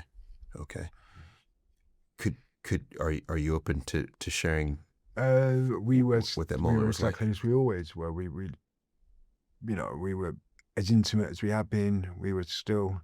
It was just we just met each other. We hadn't seen her at this stage for a while. I was in addiction, struggling, and I met her for a couple of hours, and we had a really nice time, really nice chat. And then it was a case of, I have to go now. It wasn't, let's stay together, let's get you right, as it didn't need to be. It was a case of, we'll see you soon. Okay. And I'll be better next time, Okay. And so shortly thereafter, you were incarcerated Again. Mm-hmm. Okay. It was, a housebreaking and just stealing really, really scummy, disgusting, shameful things. I don't ever try and hide that side of me. My family, the people that love me know that. I couldn't hide anyway because it's all out there. But I struggle to reconcile how low I really got through addiction. I don't try and pass it off. I don't say, hey, that was an addict. It wasn't me. It was me. But I know the person I am, the person I was raised to be. I would never have been in that situation. I can say that hand on heart. I might have done lots of silly things, but that level of stealing other people, breaking into a house, I would have been distraught if someone did that to me. Yes. Like it was just a real low. But obviously for me, by that time, I was a complete, I was about 55 kilos. Yeah, I'm like 6'1.5", and I was 55 kilos at my waist, like a 26-inch waist. Goodness. Really, really poorly. Yes. Poorly. I was in a coma through my addiction. I was in a couple of comas. I lost organs. So yeah, real misery of addiction. And then just before I got told that Amy had passed away, the last letter that I received was Amy, which is the same as we'd always said, nicknames, silliness, jokes. And she said, me and you, let's really, really give it a go as friends. Yeah. And I said, let's do it. We'll always be friends. But as in a sense of, because for a few weeks earlier, we'd been saying, shall we get back together? She'd said, I want to come and see you. Shall we? So we tentatively talked about it. And then she decided, you know what? Yeah, cool it. So I was like, okay, that's cool. And then she obviously never got that letter. This is so interesting. So the last letter you received, Amy said, got stolen from me in jail. Oh, did? Yeah, it's disgusting. I don't know. Even in jail, there's you have hierarchies. People that steal from people's cells, their possessions, that's like low. I mean, it's not the lowest of the low in jail, but it's down there. Yeah, and I got my letter stolen. I should have anticipated it. But yeah, devastated. I don't have that still. That letter, you received it, but you wrote her back. Mm-hmm. But you're saying she didn't receive it. I can't imagine so, no, because I remember that week. I remember that we'd spoken on a Monday or a Wednesday, and then I was saving my PIN phone credits, call her on the weekend, because it was weekend rates, so it'd last a bit longer. So instead of a minute, you might get 2 minutes, So I was like, I'll save it till Saturday. And then Saturday morning, went to ring her to say, hi, what are you up to? I got your letter. I've written you one back. And no answer. No answer when I tried again in the afternoon. And then after about, I can't remember what time, maybe 4, 5, 6 o'clock in the evening, some prison officers came to my door and told me what had happened. Do you remember? So you remember that moment exactly? Of course. Are you open to sharing what happened? Yeah, I can. Yeah, I was in my cell, took me down to an office, told me, showed me a news headline because I said it'll be a hoax. Just straight away I said, oh, it's not true, don't worry. When I was in jail for the first time, I'm not a religious person, but I used to pray every night. I'd say, please let Amy stay alive until I get out. Because I had this massive fear, like an absolute control fear something's going to happen to her if I'm not about. Something's going to happen to her when I'm in here and I'm not able to do anything or help or even be there. I just always like, please keep Amy alive until I get out. But yeah, so when they told me that, my first thought was, this is my worst nightmare. It's not true. So my brain was grasping it. It'll be a hoax. You know, these things happen. Right. And then they showed me a BBC link, and obviously I was more, yeah, I was more conscious at that point that this had happened, but my head was swimming straight away. And obviously, I held it together. You can't be crying walking down the wings in a jail. I had to wait until I got into my cell. My cellmate at the time was a really solid guy. He'd seen it on the news and gave me a hug straight away. I burst into tears and he started crying too. So it's strange. I got held up by, you know, as in supported and held up by somebody I'd known for a matter of weeks. That was the only comfort I had at that moment. Right. For losing massive, huge part of my life, right? A big part of my heart. Somebody I was not going to see again or hear again or anything again. It was too much. Had you had anyone in your life up until that point who had cared and loved for you more than Amy? Way.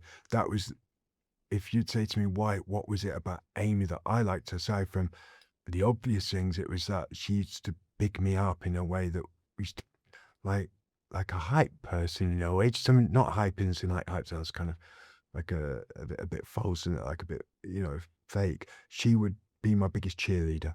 That's better. She'd be like, oh, that's a great idea, darling, do that. Yeah, let's try this. She just thought I was someone. She made me feel like someone. My life up to that point, I was, you know, I spent a couple of years of being homeless in London when I was younger, teenager, all the misery that entails. So by the time Amy and I met, I had, you know, yeah, that wasn't my life. I didn't have people that said to me, you're cool, you're a nice person. And she believed it and she made me feel like it. And with her, I felt like it.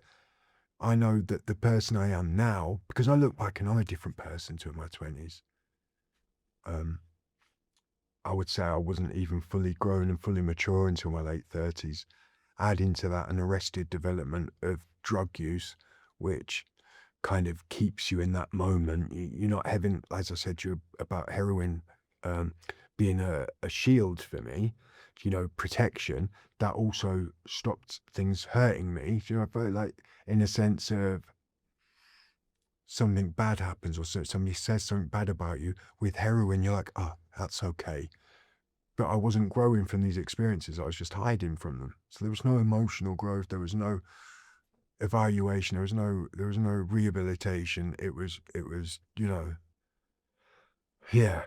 But Amy was that person, you're right, that did make me feel I was worth something. Yeah. And for my part, for her, if I could add to that, she knew that I was genuine. She knew that I loved her, and she knew that the bad parts about me, the thing like, oh, he might chat up another bird, you know, when we first met, or, you know, I gamble a bit, or I might like a bit of coke. She was like, that doesn't define him. She's like, I know him. Right. And she knew that that person would look after her as much as I could, which might not have been enough and wasn't enough, but she knew I wasn't there for any other reason. I wasn't trying to manipulate. I wasn't trying to lie or cheat or take from her. I just wanted to be with her and enjoy it with her. didn't want to try and take away from her. Like, I'm here too.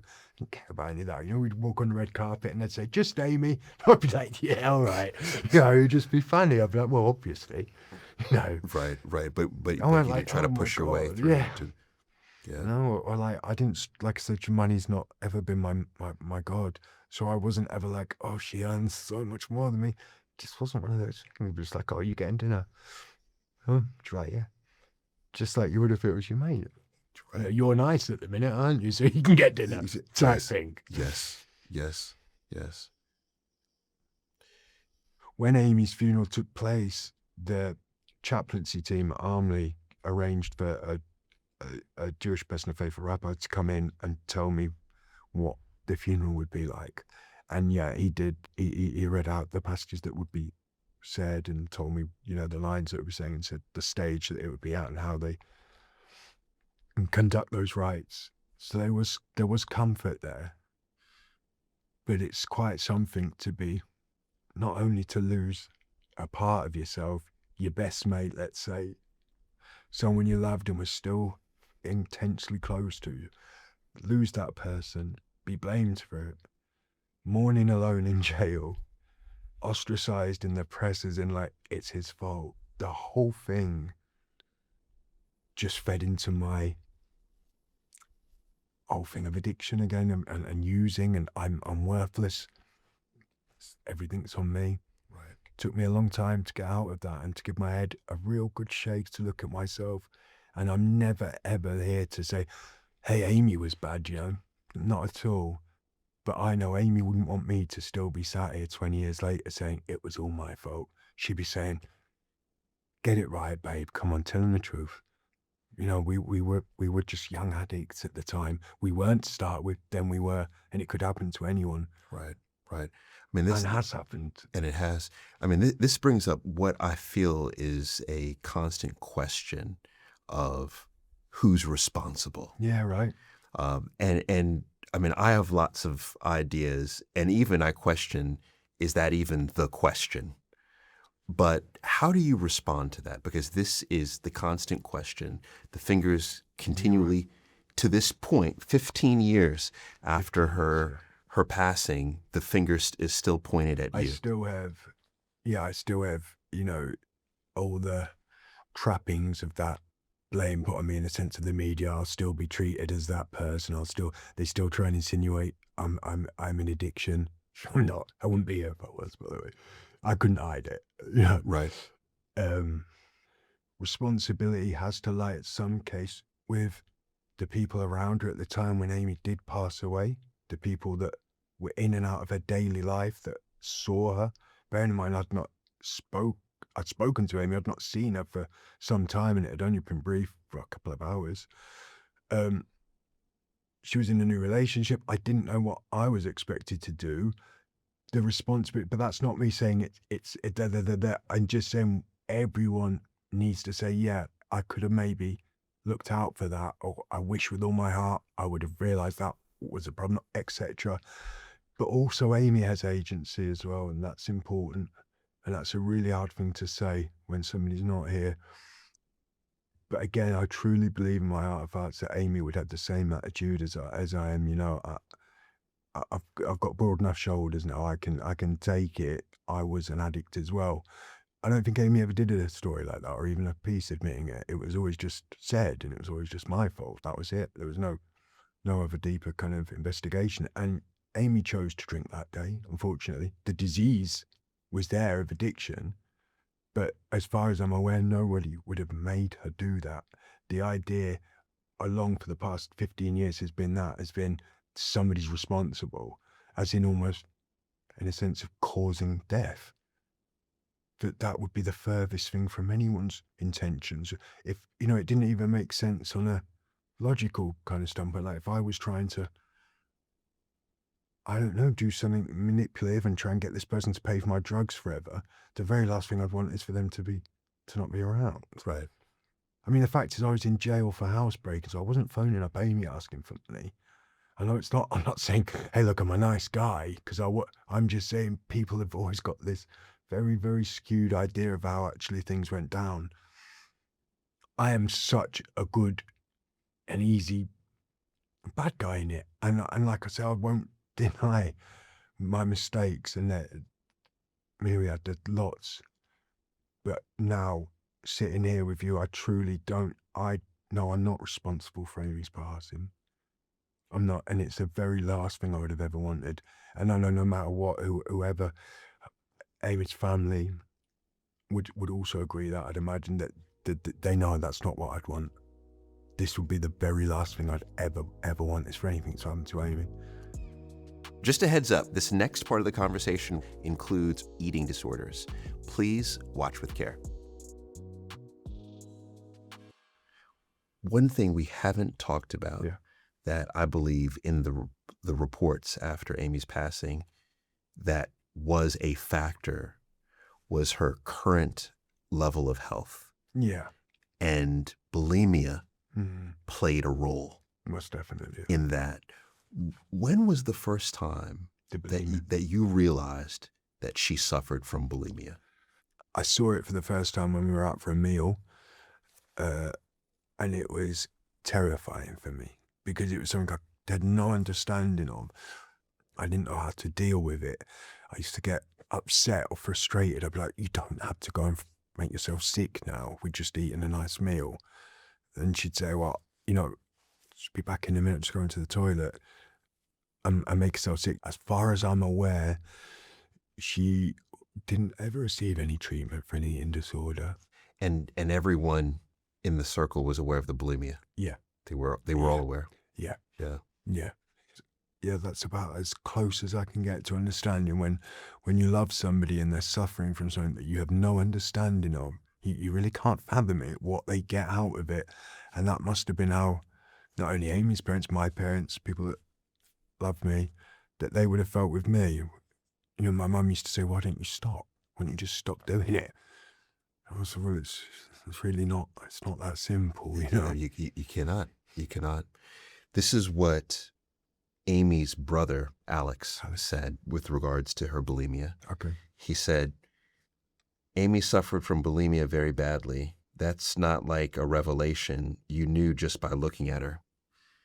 She would have died eventually, the way she was going, but what really killed her was the bulimia. I think that it left her weaker and more susceptible. Yeah. So that's what her brother Alex mentioned. I mean, obviously, massive amounts of alcohol is what caused her passing. It was alcohol toxicity, I believe. Yes. She was small, tiny, and would drink too much vodka. But I definitely understand what Alex is saying. I imagine, I know that she was, get medication, stuff, diazepam and stuff like that. Yes. But I imagine that mixed with the alcohol she would have drank, mixed with 7-8 years of constant bulimia. Yeah, she was poorly. Yes. She was poorly. She wasn't in recovery. She wasn't fixed. She wasn't happy. She was poorly still. She was. To me, when I read more and speak with you and do the research, it blows me away how prolific bulimia is with illicit drug use. Yeah. So here's some stats. Up to 35% of alcohol or illicit drug abusers have an eating disorder. Yeah. Up to 35% compared to only 3% of the general population. 10 times more. 10 times more. And bulimia has one of the highest mortality rates of any mental health condition. Yeah, I can believe that. I think with Amy's case, it wasn't from, as far as I'm aware, she never said it to me that it wasn't a lifelong condition. It was something that, for my money, she didn't do it when we first met. It was something that came about, not to put everything on the press, but these reports that you're seeing that you're fat or seeing that you're overweight and wanting to be like everyone else. She wasn't either of those things, but I'm saying this was a definite kind of narrative that I remember reading. There was one time as well, I remember, and it was quite a good magazine. I can't remember which magazine it was. they had the most unsexy celebrities. Mm. Yeah, which is just already like, you wouldn't see that now, would you, so much? Maybe on some clickbaity page, but it was an article. Can't remember what magazine. I don't want to say which one it was in case it's the wrong one. And I remember that Amy was number 2 on this list. And I thought, if she saw that, Right. even though she's brave and bold, that's going to hurt anyone's feelings. And who the fuck are these people that Right. don't know her, don't know us, saying that she's unsexy? Like, how is that even? Yeah. And I know it sounds like you think it can't have been like that. Yeah, but Blake's talking bollocks. No, this happened. Yeah. The level of negative press, or should I say Amy was referred to as Amy Winehouse. That was a common nickname. Amy Winehouse and Blake Not So Civil. Like, this is some really amusing journalists, and that's his legacy. Right. You know. Right. Yeah, the level of nastiness in the press, it was another level, should I say, to another degree. Yeah, it was. Especially at that time. And what I didn't realize, though, was that connection between the press calling her overweight, essentially. Or Acne Amy was on the cover of a magazine with, just like bad skin. All of that stuff is gonna it's not even hard to see how you're reading that and you think you're gonna feel bad about yourself. Right. I'm sure it still happens now to some degree to celebrities or to musicians. In fact, of course it does. But yeah, to have your weight, your face, who you are attacked, your hair, everything pulled apart in a way that was fairly acceptable back then. It was, and you know what blew me away is how even in a lot of these so the talk shows, the nightly shows, how in an opening monologue there would just be an open Amy Winehouse joke about her. I know. What was it like? Well, it was, when you say a joke about her, a joke laughing at Amy being an addiction or being a mess. Yes. That's what it was. This was a source of entertainment for people. But then obviously when somebody dies, they want to be we were very respectful about this. But you think, well, no, you were the guys that were saying, this, that, and the other for years with glee. Yes. And making these narratives and pushing it. You weren't saying, hey, these 2 kids might need a bit of help. It was, here we go, we've got a story here. Amy would have only had that same reaction, and we all would. We fine, not bothered. But you take that inside, don't you? And you're bothered. And she's bothered. Who wouldn't be? Right. A comedian you like making a horrible joke about you looking like a horse or some shit. You think, the fuck are you? Right. But you can't. You've got to be like, good one. Right. And I would imagine that's one of the reasons why you haven't done any interviews. Yeah. That's the reason why over the last few years you've been quiet. 2 or 3, yeah. Yeah. That's it, yeah.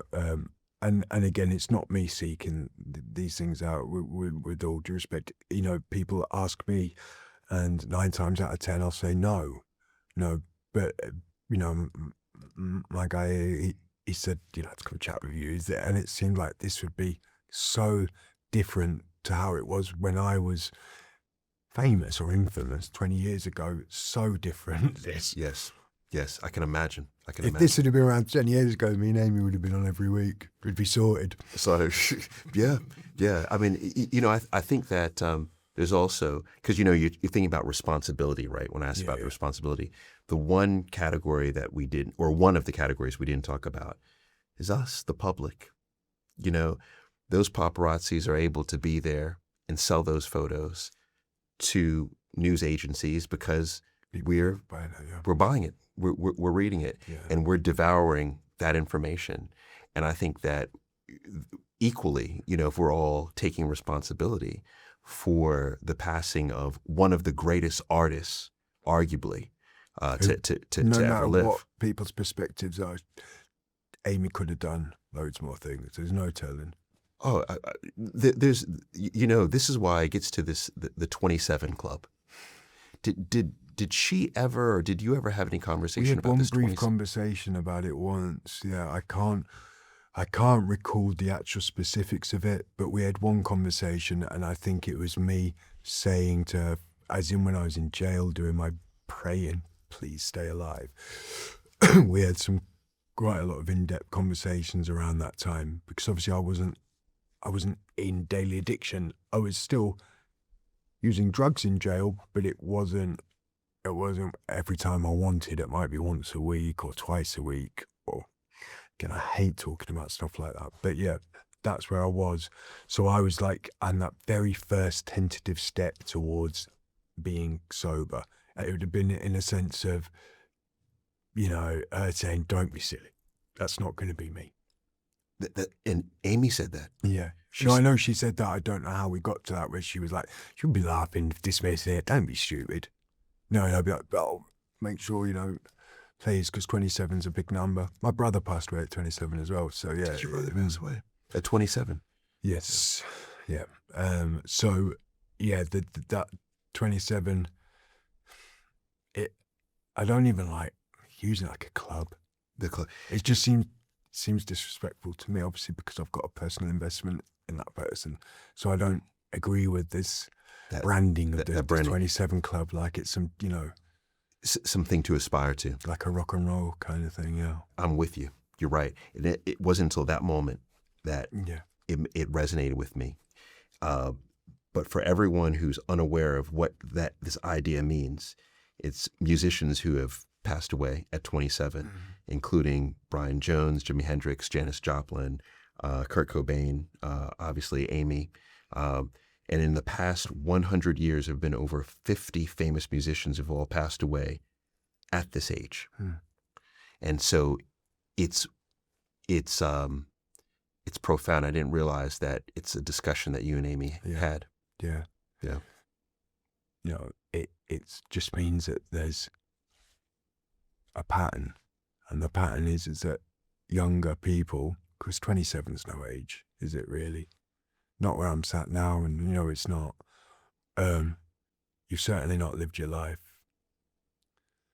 That people with fame and money, and perhaps people that have carried the elements of their genius, like in a sense of Cobain, or all of them, like Janis and Jimmy, like they were so tortured, so intelligent, so genius that they were too much, and it's kind of, it puts that rock and roll spin on it, where in actual fact, it would have been just the same as Amy's and my life. There would have been misery, it would have been enslavement to a substance, it would have been a daily grind. I wish with all my heart that Amy was still here, and we, and that wasn't a thing that she would be associated with in a way. That 27 Club, right. Yeah, just feel like it kind of in a way demeans it slightly. Like it's like, oh, it's this rock and roll club. It's what these young musicians do, but they shouldn't, should they? People shouldn't be drinking and themselves to death in their 20s. No, it's nothing to aspire to. No, exactly that. Yeah. Talking about legacy. Yeah. What do you believe Amy Winehouse's legacy is and will be? Her legacy is obviously amazing songs. There's no, that's it's not the full stop as far as I'm concerned, but for people, Gen Zs now that listen to Amy, I think it will resonate for generations. I don't see why it wouldn't. I think people will still be listening to her in 20, 30, 40, 50 years. I think she'll be somebody that will be remembered through history as an amazing, talented singer, but one that wrote honest, genuine lyrics at a time when perhaps it was more expected for artists to be pop artists and to let people write their songs and to conform. I think in many ways she wouldn't want to think, oh, I was the first person to do that, but she definitely helped with other artists, to write their own songs rather than, this person's going to write that track for you, you just perform it. She definitely made it where labels were more willing to to listen to real songs. Yes. You know, Yes. like Adele and like Lily does now, and like just who you are rather than just some poppy pat that you just like listen to on the radio. Amy's songs were real deal, weren't they? They were poems with good music. Yes. You know what I love so much about Amy's music? Yeah. Is it's timeless. You know how you listen to some music and you can place it in a certain time period? Yeah, of course, yeah. You could put on any one of these songs from Back to Black. Yeah. Even Frank, right? Even that album. Yeah. And you cannot assign a period of time No. to it. Yeah, no, you're right. She was, and I think there might have been, some different directions from her with music, and she might have gone down some different routes. It might have not been the girl group thing. It might have been, she went from jazz to the Motown thing. She might have gone somewhere else. Who knows? You think she would have done a hip hop album? I think she would have loved that very much. Yeah, Really? Yeah, she was very good friends with Nas. Obviously, she loved Nas. Yeah, and they did work together, didn't they? They worked together on some cool tunes, actually. But yeah, I think that would have been very cool. Oh. Not rapping. Yeah, but she would have been, she would have been on the album, on the album. If Amy could hear you now, what would you want her to hear from you? That I'm doing well, that I'm happy. That would mean everything to her, that I'm clean. I'm a happy person now. I know that sounds perhaps, I don't mean that to sound dismissive of things. I mean, I have worked hard to get to this. Yes. I've worked hard to it, and I cannot live in the past. I cannot live in the comments. That's different side. I have to be me. I have to be sober, clean, happy, and that would make Amy beyond. She'd be over the moon. Yes, I believe that. Well, she'll still be around me every now and then. Like, I'll have a day or two when I'm thinking, oh, I really miss Amy, and then she'll come on the radio in the car. So it's kind of, I know it sounds perhaps a bit hallmarky, but sometimes that you could think she's still there. Yes, yes. What's the next chapter? Yeah, exactly. For Mr. Blake, what is the next chapter for you? I've got too many things in my life now which mean too much to me to ever relapse, to ever go back. I couldn't fathom what that would do to my family, the people I love, the people I live with, what that would do to them. So addiction, it took years, but I still get the odd thought of drugs, believe it or not, as depressing as that is, and I'm sure a lot of addicts would concur.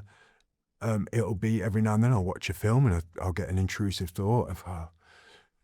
But by and large, my life now is wanting to be the person I always wanted to be, which is in a happy relationship, being clean and feeling valued for who I am, which I've never had until Amy showed me what it was like. Yes. And I also want to try and reach out and help some people through addiction. Okay.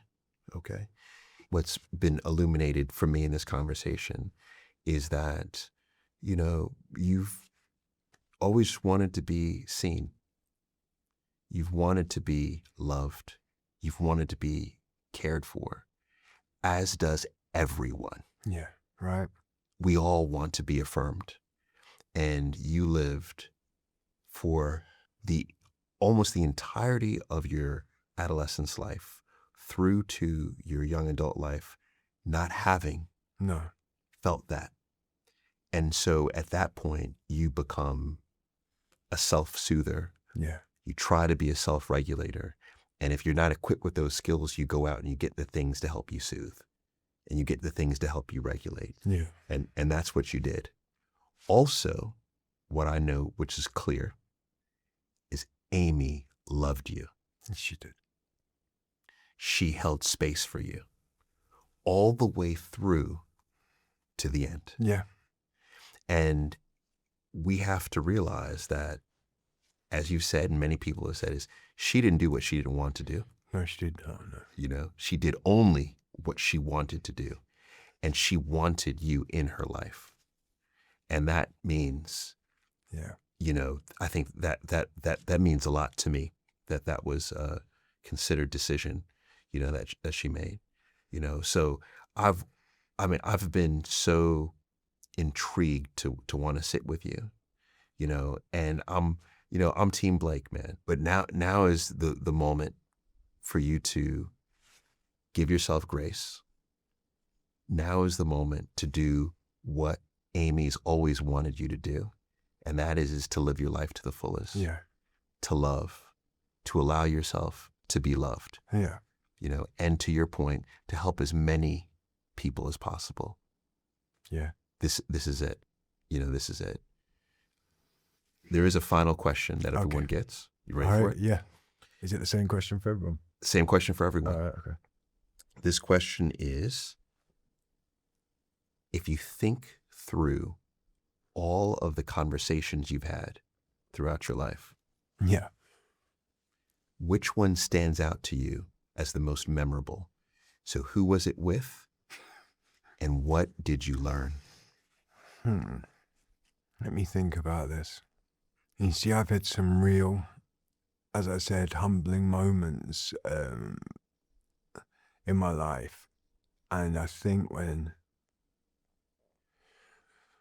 I first met people in recovery who basically told me a similar version of what you said, is to allow yourself a bit of grace there.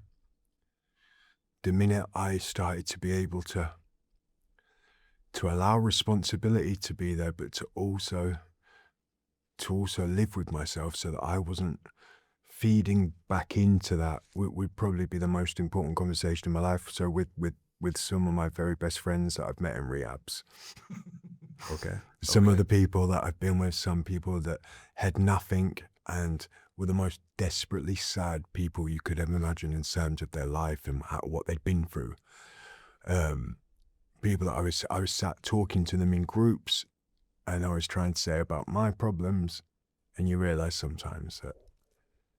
So those types of things were always good for me to understand. Yes. My putting my hands up and taking responsibility brought me to where I can now put my hands up and say, I'm okay with myself. I know what I'm about, and I know that, like you said, I'm worth being clean. I'm worth being sober. Yes. And I'm happy being clean and sober. Yes. Yes. It looks good on you. Thank you so much. Yeah. It looks good on you. Thank you. Yeah. Blake. Yeah. So that was heavy. Since day one, I've been a fan of Amy Winehouse when I heard about her, but I wasn't necessarily in tune with her personal life. Before the research, if you were just to survey me and ask me, what's my opinion on Blake, I would have probably said negative. But after sitting with him, my heart goes out to him. You know, Blake is someone who has gone through hell. And I think that when people hear that, the immediate response may be, but what about Amy? But I think that we have to look at each person individually. And if I just look at his life, because this is his life, he's gone through hell. And at what point do we give him grace? I think what this conversation allowed Blake to do was to specifically clarify how he felt towards Amy and his love for Amy. Just wanted to say, if you enjoyed this conversation, I know you're going to love this one.